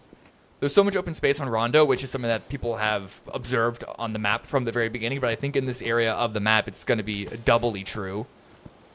So it's certainly good for Nameless to get the revive here, really set up and confirm their own position. But I think DM, they're now arriving from the west. Oh, well, Allianz 360 degrees, spins around 360 degrees and drives away. Yeah, I think teams are getting burned too much by early game fights today. I think that DM making the smart move, moving away, trying to take long range shots onto this one instead. As D1, they're going to run over their own teammate. Not ideal for them. Over on the east, Rezav, they're going to be fighting up against 55 Esports with Quattro Conios in the middle of them. Circle centers up, so Andy's position is still in. I would imagine he probably tries to get down, group up with the rest of AKM, though, because he's limited on ammo. And he actually just took damage, so I think he may have tried to jump down. Toxic. Quick shot on the way towards Cali. Remember, 55, they lost 2 players already. 3 points on the board. If they can get out these 2, it'll still be an okay game for them. And certainly keeping them up in the top 5, top 4. Assuming Potentially Dangerous and Race has soaked up the majority of the points once again.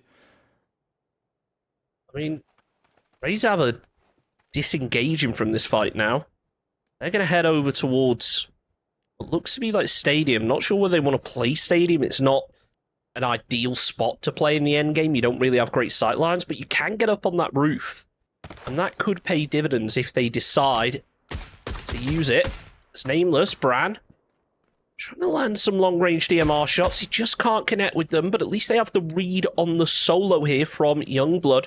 The rest of the squad a little bit further over to the west, so wonder whether they're going to try and regroup on this position or whether they're happy playing kind of a 2-1 split. Shots go out into the rotating Razav. Look like they're making their way through Rene Levan's line of sight, though there is one straggler, as there always is. Martin needs to be very careful about this road crossing. There was an AKM directly to the north, but they're grouping up and pushing down towards the south. And now 4 Happy Mans, JMS, getting pushed on by Fuscantal. Seems to be aware of his position. Wins the fight. No way. JMS had the jump. But potentially dangerous. They're going to make sure to pick up as many kills as they can have. Once again, already 5. And it's looking good for them. Barrow using that bus to roll down the hill. Trying to get some info onto that glider, which he sees landing through. That is not necessarily something I was expecting to see, but I guess that in this lobby, teams have been burned so often by assuming that positions are free, using the glider to scout. Yeah. Could be very beneficial as Psycho trying to scout out with that third person. Don't forget, 55 down to just a 2-man. It's probably not going to try and take this fight. Or did I speak too soon? Because Toxic, he's headed straight for it. Yeah, I think they are. They want to commit to this. It's, what, a 2 versus 2? That's probably the most even fight they could find themselves in right now. And they know where these 2 members are. So if they set up Crossfire, assuming Kali doesn't land any of these shots with the Bolt, things are looking a bit close. But hey, with the Bolt, there's no such thing as close enough. And now Psycho in position, Toxic on another side. The problem is, these are 2 buildings that you can't necessarily Crossfire through. They're also not in the play zone. Let's not forget this a second. They're still fighting out in the blue in Phase 2.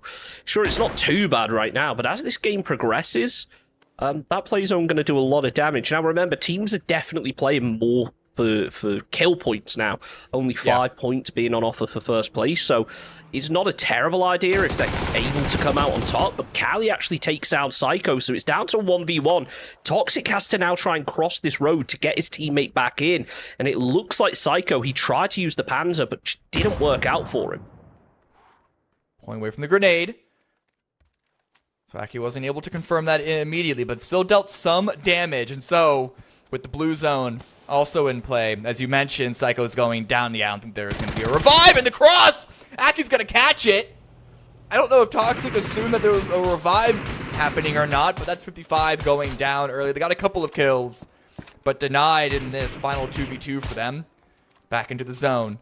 Nameless taking a fight with STS, who are trying to find some place to land, some place to set up their own shop, their own flag, their own something or other, homestead.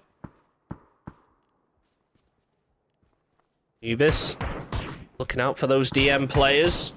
Not able to find them. Lots of players around, but none of them in positions where they're going to be easy to kill. As soon as he finds a spot onto Ali RV, he makes a move, so not going to find this either. Nameless in a pretty good position right now, but they are going to need to look at repositioning, because it is very unlikely that this ends up shifted over to the west for them. Razav, though, they are in an even stronger position. They're actually almost camping the res beacon in case anyone moves for it, but they're actually rotating now to the west to try and take the fight up against Lucas. Portivo Merlo. Yeah, driving over these rice fields is difficult, but a nice knock by UT2K4. Are they going to push on this? Unlikely, because SCS's position isn't in the zone either. Though, of course, confirming those kills would be nice, but, you know, as valuable as kill points are, you don't want to completely give up your own game by going for them. And they still need to worry about finding a spot to play under the watchful eye of Nameless. They have a nice 2-2 split. Haven't given up any of this position yet. And on the southwest, reminder, exclamation point map, Systematicos. Going to try and make their rotate in past DM, so it looks like they're going to disengage from this, coming from the south, potentially cause problems for Nameless. So this shield could end up working out here. It's Fuscatao using the high ground, trying to find an angle onto those Quattro Conios players, but as soon as he looks away from the door, that Cali player just keeps exposing himself just a tad.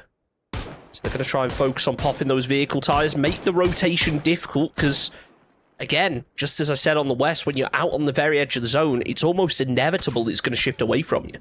It's like I always say, pop tires, it's free. No reason not to do it. Where's this going to go? A few seconds before phase 4. Yeah, southeast. Really hard shift southeast. This is great for potentially dangerous. Like, this is, I would say, probably really fantastic for them. Good for AKM as well. But all the teams on the west side, again, DM, Nameless, STS, how in the world are they going to get into the zone? Fuscatao looking to try and finish off. 4C over there. Aki, the final player left up, as Cali got knocked with a nade in hand. Potentially dangerous. They've sent Gabriel all the way down to this position to try and take the fight. They are going to be very happy with this high ground that they've got, because if you look over at the map, you can see just how open the terrain off to their west is. Yeah. How few positions these squads are going to be left to play with. So I think it's all about getting proactive on the rotations. That's something that Youngblood are trying to do. The rest of the squad's playing it a little bit slow, and they might end up getting punished as this zone moves in. Here comes the push by D1. Rays have not taken the shots yet. Gonna let them go. Okay, now they're gonna take the shots. Even pop a tire. This could be good. Pull out the DMR. Here's where the real damage starts to happen if they can land the shots. Okay, a little bit of headshot at the end. Even things up. You can see the passenger popping between multiple seats, just to make the aiming a little more annoying. Blue coming in to Razab. Do they want to take this fight? Probably not. In fact, they actually have 2 other members kind of gatekeeping that front section. So Razab, pretty good control of the northwest side.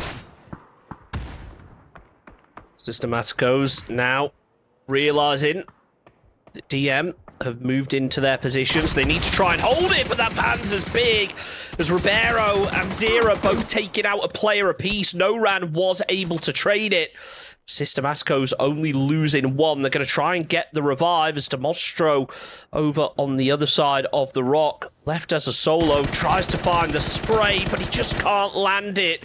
With that 3x, it's so hard to recover if you miss that initial shot, and he certainly found that. It's Logan in the end who finishes off Deportivo down in 10th position as Fisher opens up onto D1. He nearly found a second to go with it, but focuses the flush for the time being. As Carlos is knocked, the vehicle providing a little bit of safety, but Nameless trying to get themselves involved, now being punished, losing a couple players on the way. Lucas, grenade prepped, and it looks so good, but Fisher somehow still alive. Well, not for long. Lucas was able to pounce on that opening, but instantly traded out by Laucha. One more member of D1 back in the air. In fact, I think that might be the first blue chip revive we've seen tonight so far. It's certainly the first one that I've recognized. Well, that's going to be the last player up in the air, so we'll see how they can fare. Brand with a good spray. At least looked good at the start, but Laucha once again is there to defend the rest. Razab swings around, 31 HP, hides behind the smoke. Laucha lit up through the smoke, though. It's Yai who manages to find the knock. Logan with a beautiful little 4x spray, working with Anubis to take down Martin. Razab, they've had such a strong performance, but now they're down to just Faravero. He is sending it in to try and provide some support, but it's too late to bring Laucha back up. Smokes are up for safety as Faravero preps himself the Panzer. It connects, but it's all for nothing as Nameless finish off the job. Should be able to get the revive on to Logan. 6 points on the board, and this frees up a lot of space now. There's only potentially dangerous really have a strong position to work with. The rest of these teams over on the west, they're going to be looking for every kill they can now that Razav are out. And Factor, well, he's just using that parachute, trying to stay alive as long as he can. I don't think he's committed to looting anything right now. No. And with 8 teams still alive, playing for... Well, actually, wait. Factor might have spotted... I'm looking at the map now. Factor might have spotted an open compound to try and suddenly bank down and get some loot there. Another solo caught out in the blue. Tagged for a big point of damage. The blue should be enough to take him out. And yeah, Quattro Konos are eliminated to the blue zone. So that kill point doesn't go to anyone, but that's still before any placements. I don't think they got any kill points themselves. Rene taking a lot of a beating, and then the tree in the way makes matters worse as 1 point for Potentially Dangerous, 1 point for AKM. 7 kills for Potentially Dangerous, clearing out the east side, and now they have nothing to do but to focus on AKM and then keep watchful eyes on towards the west. The topic of Quattro Konos, I do want to quickly put out an apology to all of our Spanish viewers. It turns out I've been inadvertently swearing when pronouncing their names, so I will bear in mind how to pronounce it going forward, as Anzira getting taken out by Gabriel. Systematico's 2 kill points on the board. They've got a lot more that they need, but they make it 3 after being able to flush out Gabriel. See, now I'm afraid to say that team name at all. Thankfully, they're Konos.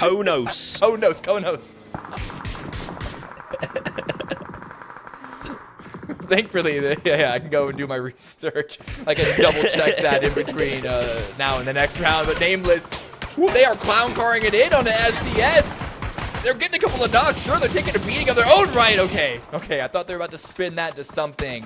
But no, not going to be the case. STS do lose 1. I believe Panda Dorito is one to secure that knock. Turn it into a point.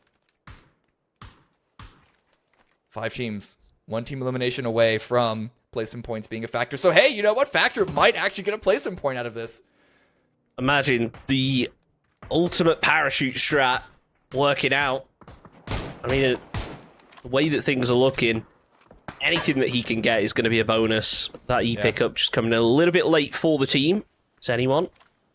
Looking out to try and find Fuscatao over at the rock, but they do need to be careful. There's Youngblood trying to find an angle. Systematico's 6 points on the board. It's a big game for them.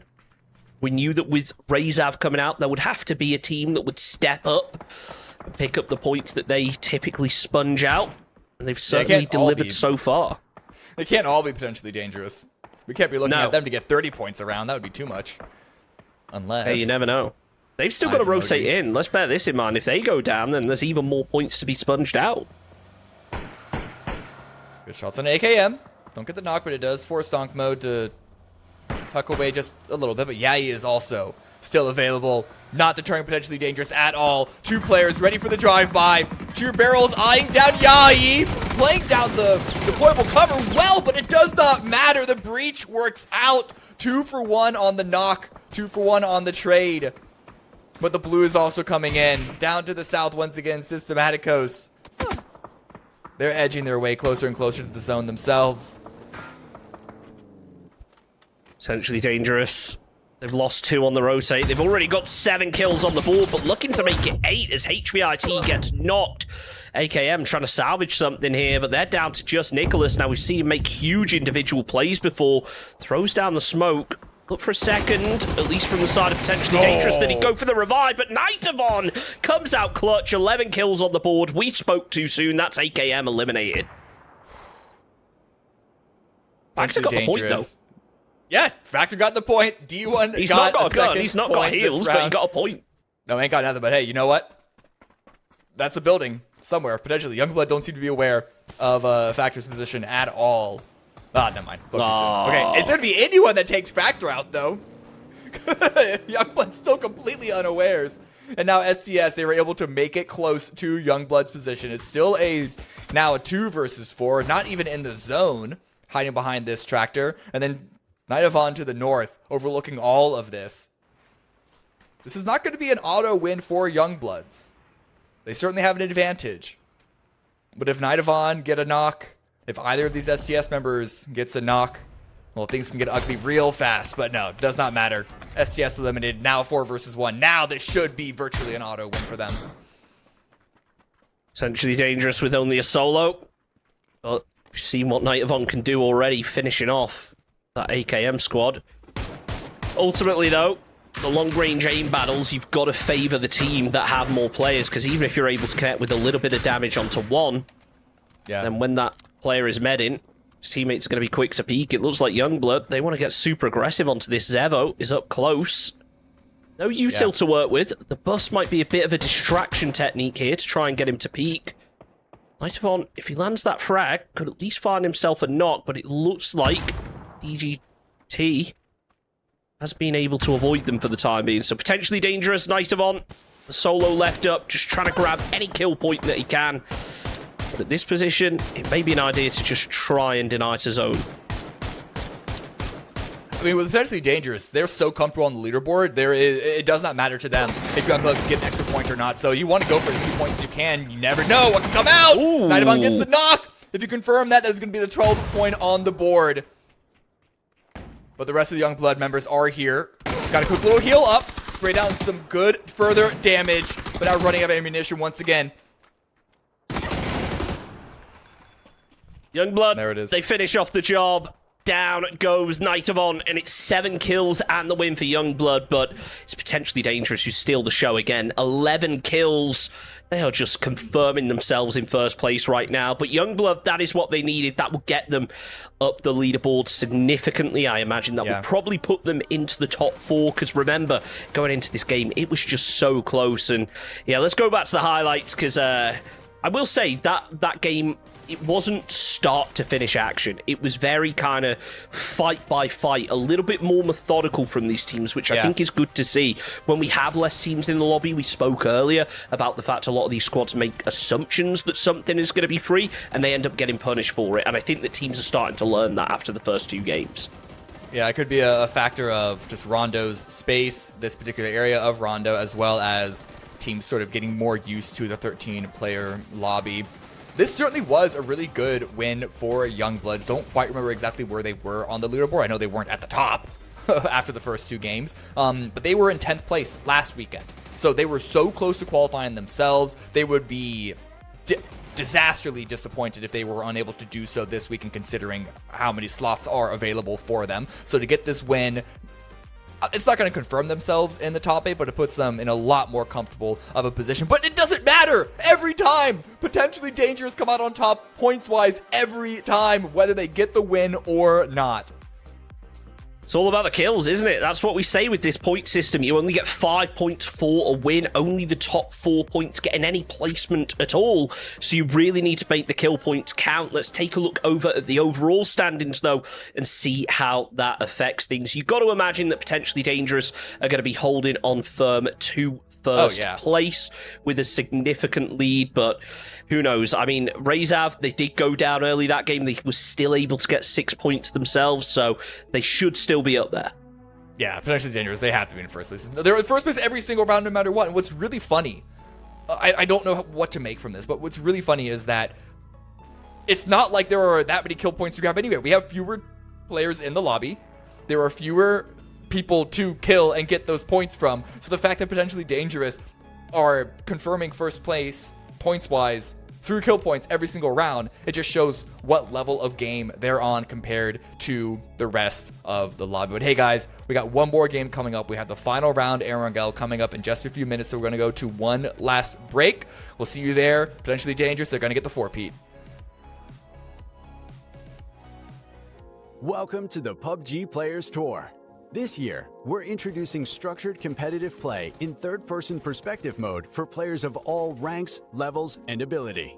Here's how it works in EMEA and Americas. PUBG Players Tour competition is held in 2-week phases. Each week, you and your squad can compete in player scrims.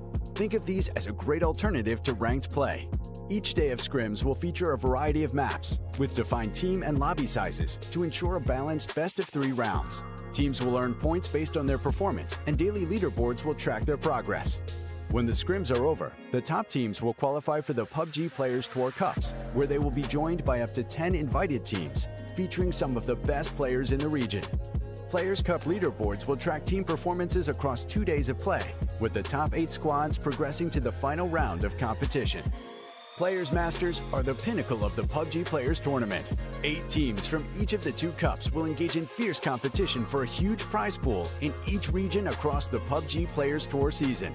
And for times when a Players Masters isn't scheduled, you can still get your PUBG Players Tour fix with Super Cups. These work just like Masters events, where again, 16 teams, 8 from each of the 2 previous Players Cups, compete for a share of the total cash prize pool.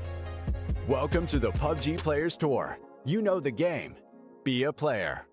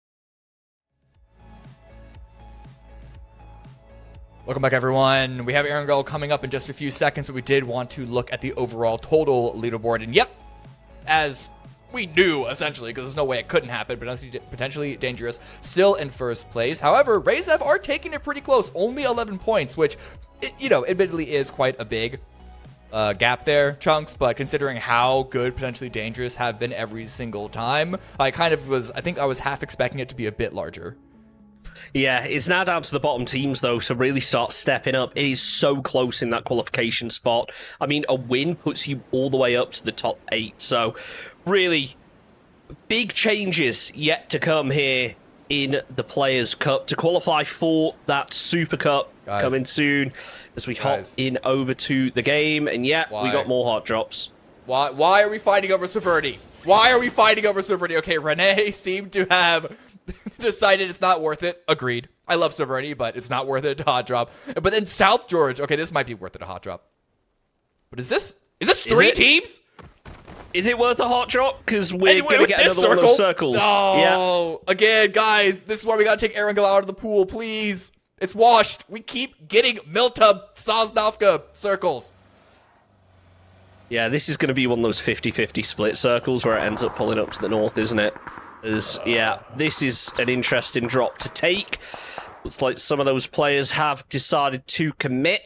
I'm surprised a full team didn't maybe go hospital instead when you saw how many squads are actually down here, but this is going to be such a messy fight. Nanolzi has 10 bullets in the M4. I'm not sure whether that's just him taking shots, whether he didn't have room in his pockets to pick everything up, but he's got a vest now, so should have some space. Youngblood, they get the control over the majority of South George, back 6, front 6 apartments. AKM, they've got the crates off to the east, and then I think it's 4 HP, or is it Quattro Konos, being very careful with that one now, that have now got control of that kind of hospital split. So all teams should be okay. The big question in my mind now is going to be vehicles and how these squads approach the rotate. Yeah, I mean, Youngblood, they might have the best position as far as loot goes, but they have the worst position when it comes to rotating. They might actually want to, if they can find a vehicle up in that little section, might want to go to North George across the Long Bridge and then rotate out through that trajectory. Back here towards Milta, R2W, they're sitting pretty. They have a nice little spot. No reason for them to move out. 55 Esports, though. Samcro going aggressive once again. We've seen them get punished for this. Samcro was single lone player. Very close. I think Samcro's going towards the bridge here. Yeah, could be. I think finding a place down there. Samcro knows how these circles turn out, and he knows that there is a potential this shifts down to the south, but he does need to be careful because Deportivo are actually sending a player up to the north. Nameless are also looking to challenge this rotation. I just think it would have been... I'd be more comfortable if the entirety of 55 went here, because it's not like there's not other things you can loot in these buildings. Yeah, I mean, remember, we are in that esports mode, so the loot is definitely buffed. So you can pick up everything you need, even if you aren't able to get, you know, one of those high priority cities like Milta, for instance. You can easily pull off if you need to. I'm sure players that play both ranked and public games will be familiar with the differences in terms of loot disparity between the two game modes, and it's certainly the same here with esports mode, as Samcro is just driving around. It's almost like he's trying to bait out shots here. That has to be what's happening. I'm starting to worry that 55, because they're already qualified, maybe they're just not taking this seriously at all. But we've seen that. I don't know. Like I can't say that we've seen it punish teams in the past, but like part of me wonders if this is just setting themselves up to not be on top of their game come the Super Cup. Granted, there's, you know, a full week break in between. Never mind. Samcro got the knock. Nothing to worry about here. Gonna take the 1 versus 4. Samcro in a little bit of a difficult position. Oh no, hello? Psycho didn't see that player. He nearly gets punished for it, but he turns around. Finishes off the job anyway. Nicely done from 55 Esports. 2 early game knocks. Going to get themselves some hard cover. This position does have angles over to the farm if you play the top floor. As Toxic flushes out one more. Samcro yet again. Big headshots, but not able to convert it. Not yet, but damage is damage. It's going to upset the armor, the helmets, the meds, everything that Nameless have. And because they rotated in to sort of challenge out 55's rotation, they might not have the best of loot. Granted, they were towards the beginning of the lane pass, so it's a bit different there. Huge. Panda Dorito finds an E-pickup ready to play. Tries to hit them going up into the sky. Spray comes out towards the end, but still, that's, what, 2 knocked? All of a sudden, nothing that they could have done otherwise. That's when you need a frag. That is the perfect position to throw a frag grenade on, but still able to get some points out of it. Certainly going to be happy. Just as Psycho is happy to take down Logan, that leaves only 1 player left up for Deportivo. I'm not sure why Olivier just decided to flush his teammate. Maybe he needed to pick up some util off of the body. As Karat finishes off the job. That's Nameless down in 13th position, as Baba Tempoli just laying prone, trying not to get spotted by AKM. Yeah, Renee, this was the one lone player, I guess, that didn't start rotating? Did they lose their vehicle? Because remember, Renee pulled away from potentially hot dropping Severny. Please, you gotta stop moving. Like, moving's not gonna make you less seen. But it does not matter. AKM, even if they did spot... No, they didn't spot, because they would have turned on them for sure if they spotted them. But regardless, yeah, like, why are they not rotating with their teammates? That's just, I don't know if that's bad comms or unlucky, or maybe just couldn't find a vehicle around shooting range. The rest of the team didn't want to wait on up. Still, it's going to make the early rotation a bit difficult early. Fighting, potentially difficult for Renee.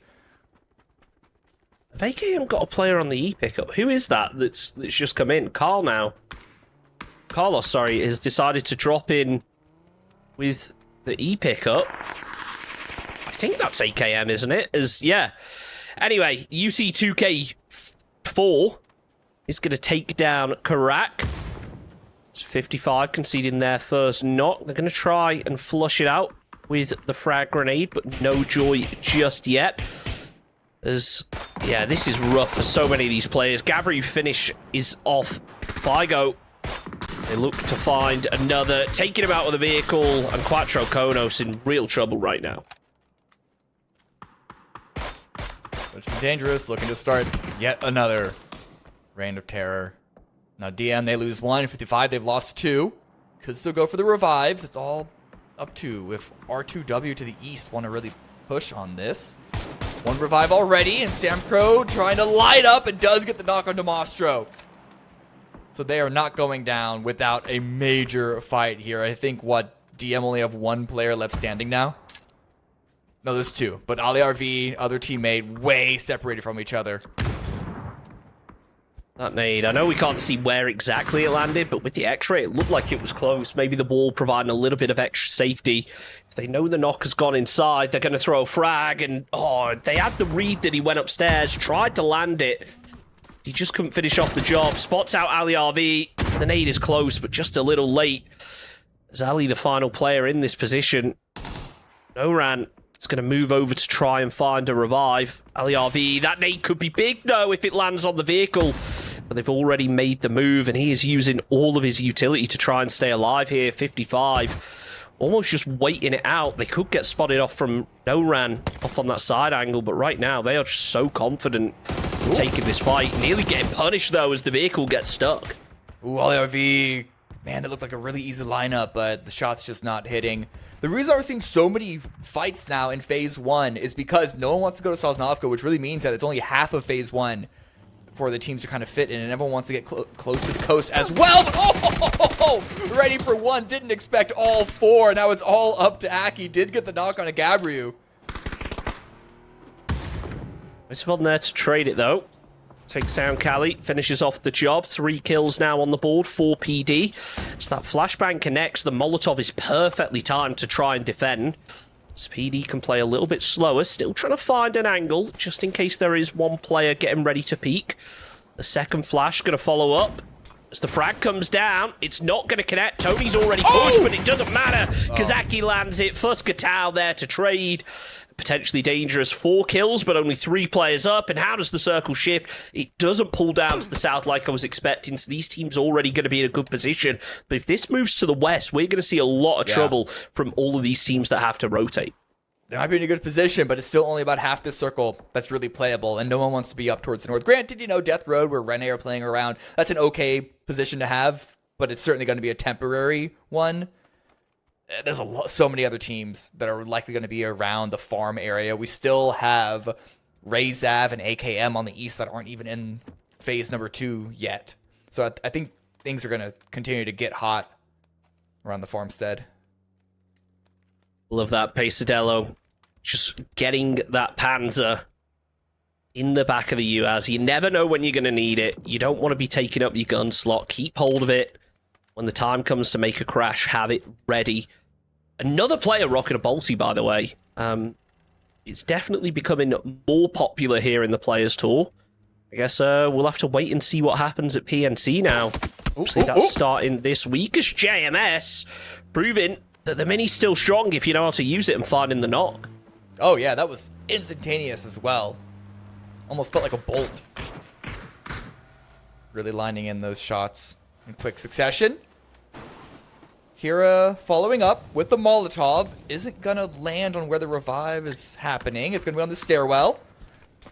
Grenade misses, but it doesn't matter. No harm, no foul. Prepped into first person, blue zone grenade. Oh, the BZ. Well-placed BZ. There's Nix. Okay, he just goes and runs one over and Molotov's a second. What the hell was that still? It works out. Sorry, it's Kira that actually found the Molotov, so it looks like it did connect. It finished off the job. Strict God landing a second. That's Rush to win. Holding onto the staircase and being punished for it. Just trapped by that initial Molotov. Forced to heal up when that BZ landed through and when the second molly connected. Well, it just finished off the job. 4 happy men's. Certainly going to be happy to get 4 early kill points. Yeah, they were pretty low on the leaderboard if I recall correctly. So that's a good point grab for them to keep themselves competitive, to get themselves in top 8 and stay in top 8 at least by the end of the overall weekend. STS, Lawson, trying to overlook, heard some shots, seeing what they can find. If they can't catch someone out in the open. Not even good. Great shots onto Nix. Looking to instantaneous flush that too. Doesn't want to stick around. With Anzera getting into a fight with someone else, Lawson doesn't want to accidentally be isolating themselves. Systematicos yet to get a point on the board in this game. They certainly stepped up in the last. I believe it was 6 kills they managed to find in our previous game, but they are now on the hunt. Know that Philippe is going to be somewhere around here. So they do crash in, but they need to be careful because the rest of this squad could try and close up to get the revive. It's looking less and less likely now as Anzira gets the first point on the board for this game. Spray looked good, but through the trees, you never know exactly what makes it through. Those branches, they might as well be steel. Oh yeah, some of them block bullets. A few seconds away from phase number 3. Listen, I appreciate how ambitious that red zone is, assuming someone's still going to be on the south side, which there is. There's one member of DM. I imagine they went back to Novo for a blue chip revive, but a good grenade by Toxic. Takes down Anzera. Swing around to go and confirm that. The shift does keep a lot of water in play, Chunks. Holy. This is even worse than I expected. Now this is rough. All of these teams that are up on the north that were maybe banking on being able to crash something, they're really going to have to crash now. And it's not going to be an easy crash either, with just how many teams are going to be consolidated into all of the buildings. It's going to be difficult. 55 were very proactive with it, so they should be in a good position to stay in this fight. But they need to get Samcro back up and look at D1. They are just waiting for a player to make the cross. And that bolt can be oh so deadly. But with only one bullet in the clip, he needs to hit that first shot, because it is not going to come and reload any time soon if he misses it. As he saw the foot of Karak, he immediately kind of twitched for a second, ready for that player to cross, but the smoke looks like it's going to go up. It will make things a little bit more difficult for D1 to find that knock. What's the timing look like? They're not going to be kill feed, and it's Psycho taking some long-range shots, trying to get a knock of their own against D1. I think that was more about distraction than it was even trying to get the kill point there. I think it was a case of he knew that player needed to make a cross. He knew that they were all lined up. Throw the smoke down. Don't even give them the opportunity to try and spam it. This isn't even like a really important fight for these teams to take, though. They're basically center of the zone. They know they're going to get the shift. So if you get a knock, you're not going to push on it anyway. Focus your efforts elsewhere. Focus your efforts on the teams that are struggling coming in from the east and the west. And well, 4 Happy Minutes are doing just that, but it's Razab. They've only really tripped 1 round so far, and that quote-unquote trip was still about, what, 6 points? So that's still a good run of things. But Razab are making the smart decision, avoiding 4 Happy Minutes. They don't want to have to fight against a full squad as well as the blue, so they're going to rotate through Milta. This is going to put further pressure on their meds, but as late as they're arriving into the zone, you have to assume that they have a fair number. UT in a difficult position now. We saw DM. They used that blue chip to bring a player back in, but might be all for nothing as UT breaks the glass. PD maybe expecting the player to drop down, but he leaves it a little bit late and finishes off the job. Tony, nicely done. DM with only 1 player left up now inside of the water. Hopefully he keeps an eye out for some ferries, make sure that he doesn't get knocked out on the swim, because we've seen that one before. Loss in, a little bit late just taking the shots. The Systematico's now going to try and regroup inside of the farm. They still have a compound, but this is a long run to me. I was going to say, I hope he has a vehicle nearby, because it is a very open area to try and cross. Hey, just hit the shots. Yep, hard shift, northeast, as expected.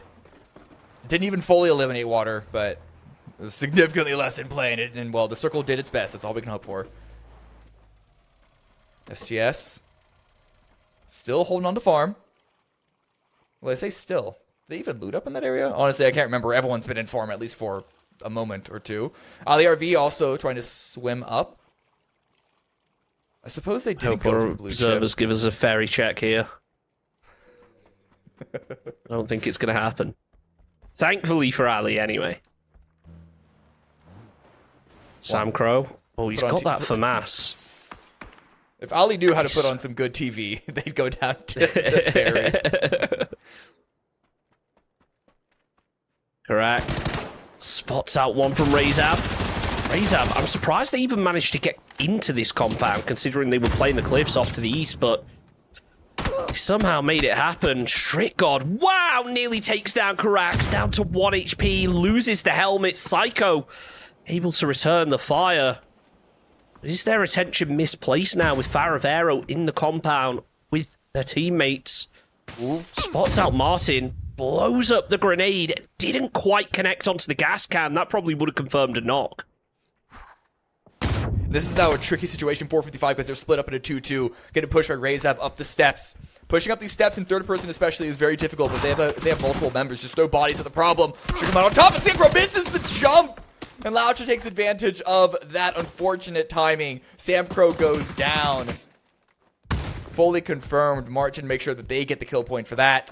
And now Karak trying to run away. Not a lot of cover, but gets back into the next set of buildings. So 55 looks like they tried to hold on to a bit too much this late into the game. It doesn't even feel that late, but again, looking at how much is actually playable, you have to know that there are going to be teams right around you. Kill feed lighting up. That right there, ladies and gentlemen, is why you use separate keybind for vaulting, jumping. True.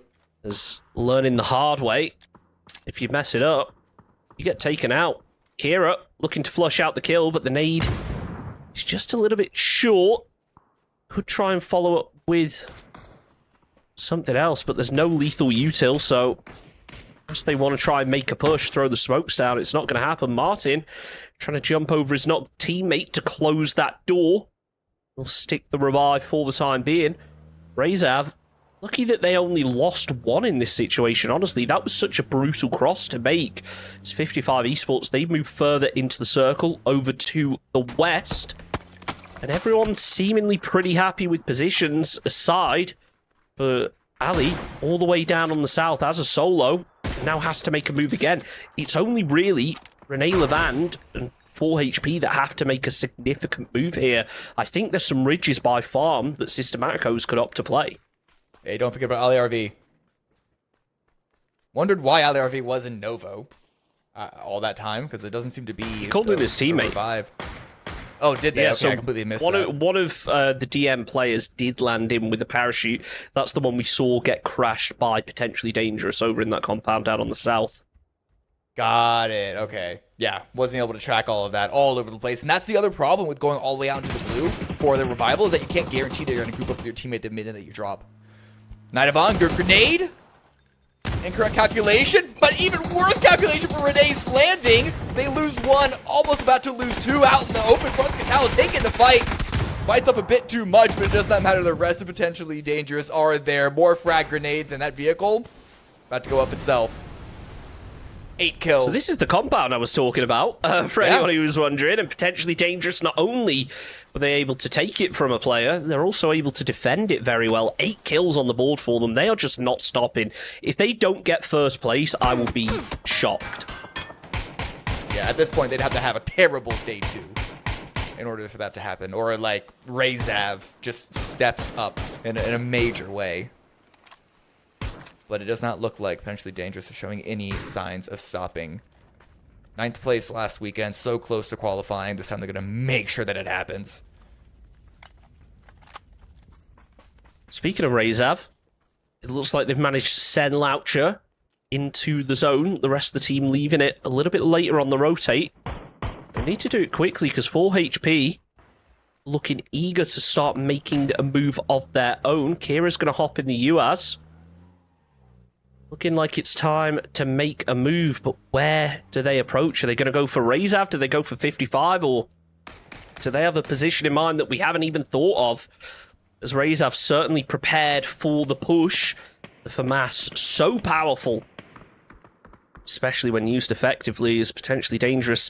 Continue to look down the coast. Ali is somehow still alive and has managed to get into the circle. We're checking on D1's position. They haven't been contested too much, but they're in a great spot in the circle now. Foreign Man's trying to rotate out, and it's going to be Razav with the knock and a flush onto that one. Carlos gets another against JMS. And now AKM Gaming on the north, trying to cut SGS's legs out from under them as they leave farm. There's a nice little ridge for them to play behind. But oh, the tire shot out from under for Angry Men's. Things are not looking good. Faravero dealing even further damage. 4 HP in trouble. And that zone is going to make things difficult. Razav, though, are just focusing getting these kill points, realizing that they've got to try and deal with 55 Esports are potentially dangerous when the time comes to move in. Again, they do have a ridge on the edge of this road, but I think that 55 Esports would easily be able to defend it. They just have amazing positioning right here, and all those squads on the north are going to be scrapping for nothing, basically. It wouldn't surprise me, actually, if they push down towards that Quattro Konos players. It's the only real compound that is viable for those teams on the north, and again, you have to leave it a little bit later to avoid being third party from behind as a big spray comes out from Faravero. It just can't connect. Dealt some good damage, but yeah, not enough to get the knock there. Gives it a second go with 4X. Through the smoke, still lands a couple of extra shots. I mean, regardless, Nyx is not looking hot from this position. I don't even know if their vehicle is still usable. Utility going out. Laucha goes down to Psycho. So, Razab, they're sort of losing members bit by bit. Systemass goes. They tried to make the push. Unfortunately, they just weren't able to. Going to be settled inside of this dip. It almost looks like Zin is throwing out those smokes to try and make them think there's somewhere that he's not. Easy nade forces out Nyx, but it's Faravero with the crash that manages to find the headshots. And it looks like that move worked perfectly. The fake smokes bait out the Beezy nade, and he's able to stay safe, but needs to be cautious now, because AKM Gaming, they're backfilling this position. Psycho finishes off Faravero. It's the final player from Team Razab. In a typical point system, he would have been able to get one for the placement, but remember, it's only the top 4 that are able to get those placement points. D1, third party in AKM Gaming. Tiayi will fall, should be in a resable position if he can get behind that shack.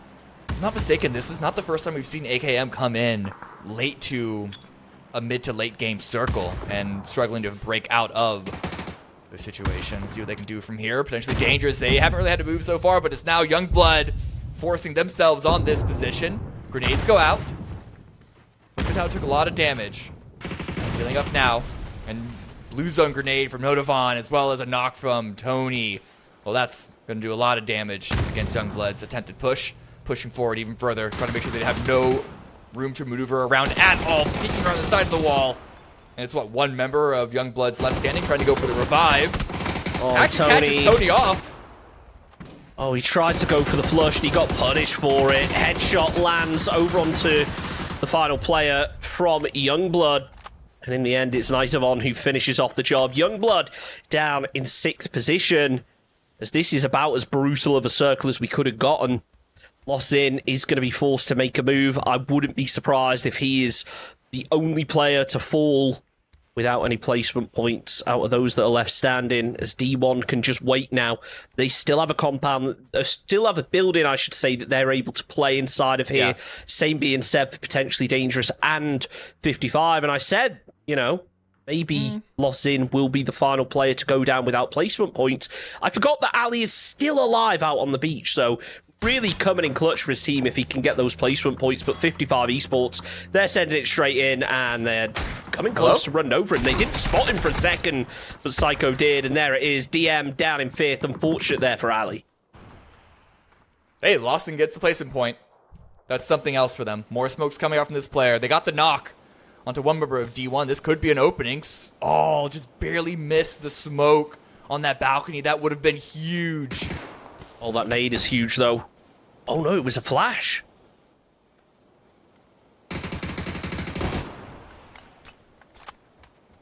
Oh, good point, Lucas. regardless. Oh, he's looking for a second. He's just finished off one. Trying to find Karak. It's potentially dangerous, left with only a duo up, sorry. They're not going to be wanting to move anytime soon. 55 Esports, this is a questionable play. The only thing I can think right now is they have a C4 and they're about to send that UAZ into the compound. They also just want to get a lot of kills. I think they know that potentially dangerous are weakened, and I mean, you have to. Even with revives in the game now, kill field tracking is still powerful, and their position on the east side was not good at all. Trying to cut off potentially dangerous. A great spray by Toxic takes Muscatel down. Now this is a game in 55's hands. What can Nidovan do? Now pushing into the compound, actually trying to go aggressive. Caught out those stuck in the corner. A great headshot to get another knock on a Karak. Sets it into a 1 versus 2. Lucas, though, is the one to third party as D1. They're also going to be crashing on into this. It's a 3 versus 2 right now, unless they can find the revive onto that down player for 55 Esports. They're just holding the back of this wall, so it should give 55 the opportunity to try and get the revive. They've still got Psycho wrapping around with the frag grenade. It doesn't land exactly where he would have hoped. I think he assumes that there's going to be a player on the other side of this, but he's not able to find it. Factor using that third person, looking over the top as Psycho. Oh, he just flashed himself. Hey, no harm, no foul. D1 still have the best position with phase 8. 55 have to push through them, but 55 did get the knock, and we'll see if they can't use the high ground from that longhouse, even just for the moment that it's available. Utility's not looking good for 55, though. They've used so many grenades on those previous pushes. Let's see what Psycho's angle could find for them. This could be huge. Should have spotted out that first one in the top level. Spotted out the second. I think might have seen Factor on the ground there. Not quite sure, but peeking around for the shot regardless. D1, right now, have the zone advantage, but Psycho is trying to weaken it. Nice shots with the AK, but he can't convert it over to a knock. Now Factor has the read. Carlos and his teammate in tandem jumping through the window, trying to find Karax. Out comes the flashbang, but Toxic, he's just made a run. Psycho opens up with a knock over onto Factor. Now D1, the final 2 players, a little bit worse for wear, not expecting to lose that teammate. The nade comes out, but they've already cleared off the balcony. There's a C4 in hand. Go on, Karak, make it happen. But he is not using it just yet. Bandaging up. He's only got bandages left to work with. Opting not to use the C4, and Psycho goes down. He might regret it. He could have cleared out that building. Now he's going to throw it down. Wait for them to climb out of the windows. Really just going to wait. Toxic opens up. Lucas jumps down. Hello? Toxic, No! Get him! And he just about does it in the final seconds before the C4 goes. 55 Esports with a much-needed 13-kill chicken dinner. I thought he wasn't going to get the first one. And then when he got the first, I'm like, oh, surely. And then going to go down in a trade. And then that last 1v1 fight, you could tell that everyone on 55 was surprised with that. But a win's a win. We'll ignore how it happened at the end. They got the kills, 13 kills, a really good round for 55. And they had to push through a number of different key areas to get all those kill points. Yeah, and they did it so well to be able to keep so many players up going into the end game.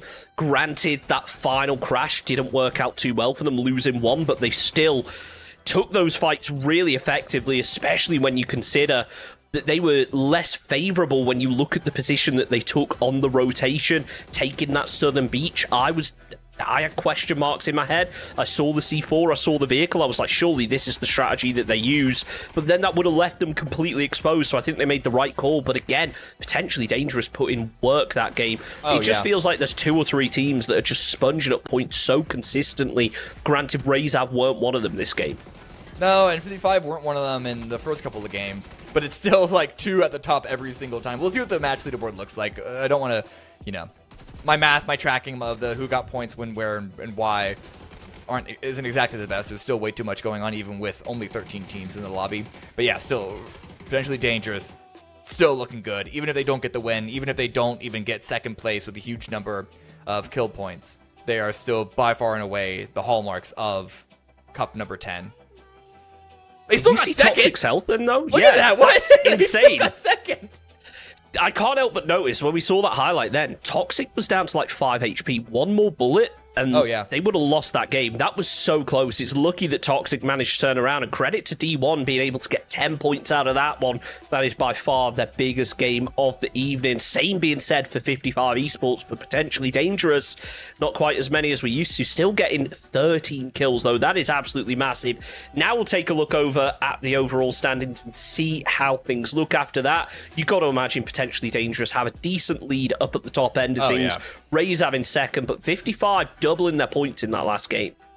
Their gap between first and second place is more points than fourth and below have. Not combined, but like it's a 22-point gap after 4 games. That is huge. The teams wish they had 22 points, period. It's certainly a close one up at the top end of things, though, when you look at just how much that drop-off is. Sorry, I should say the bottom end of things. Remember, 2 of the teams that are in the top 8 right now have already qualified, which means you only need to make the top 10 to be able to qualify. Now, granted, if AKM move down another spot, then that means it goes back to the top 8. So right now, if you're in the bottom couple of teams, you just need one good game. Even if you don't get a single kill, a win will bump you up to qualification. So there is a lot on the line for the squads, especially those down at the bottom. They need a bigger performance going into tomorrow, and we've still got 4 games for them to make it happen. I mean, we know PD are going to be the top of these summaries. Even the survival time. No surprise. They've gotten placement Rays points have a every second, single game. typically. Oh, yeah. No, they should be. Even though they kind of fell off towards the end, they're still their first 2 games were absolutely amazing. And 55, a good little ending for them to put themselves up in the top 3-4 kills damage.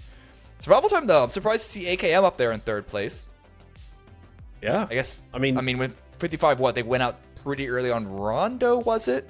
So that could be why. Potentially. I mean, AKM are one of those teams that they've already qualified. We've seen big things out of them, but it felt like tonight they just weren't able to make it happen.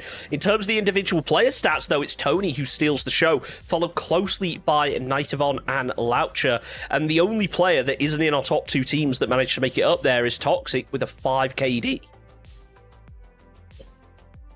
Ooh, yeah.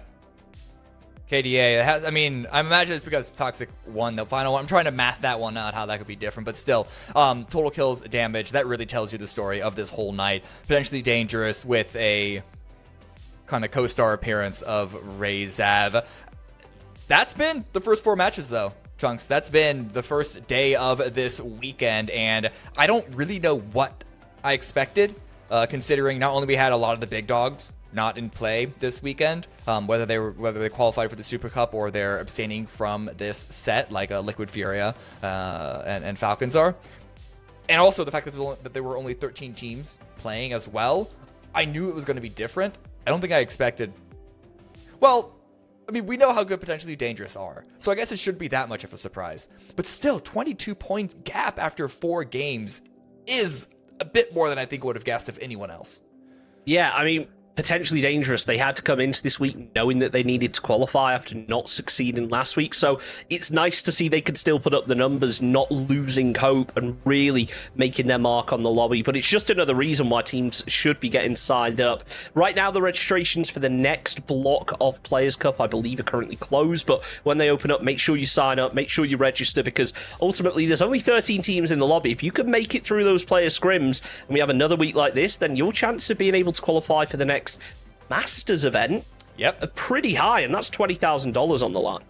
Yeah, so start training, guys. If you did miss out on playing this block for the Super Cup, the next big block is going to be for a Masters, which is huge. And hey, you know what? If you do well there, you could randomly qualify for the next big Masters at the end of the year. So who knows? If you're good enough for that, start training now, and maybe you can get there in a couple of months' time. But I believe that's going to be it for us tonight. Cameron Davis, joined by Chunks. We will see you tomorrow for the second half of Cup number 10. Same time, same place, same map rotation, same teams.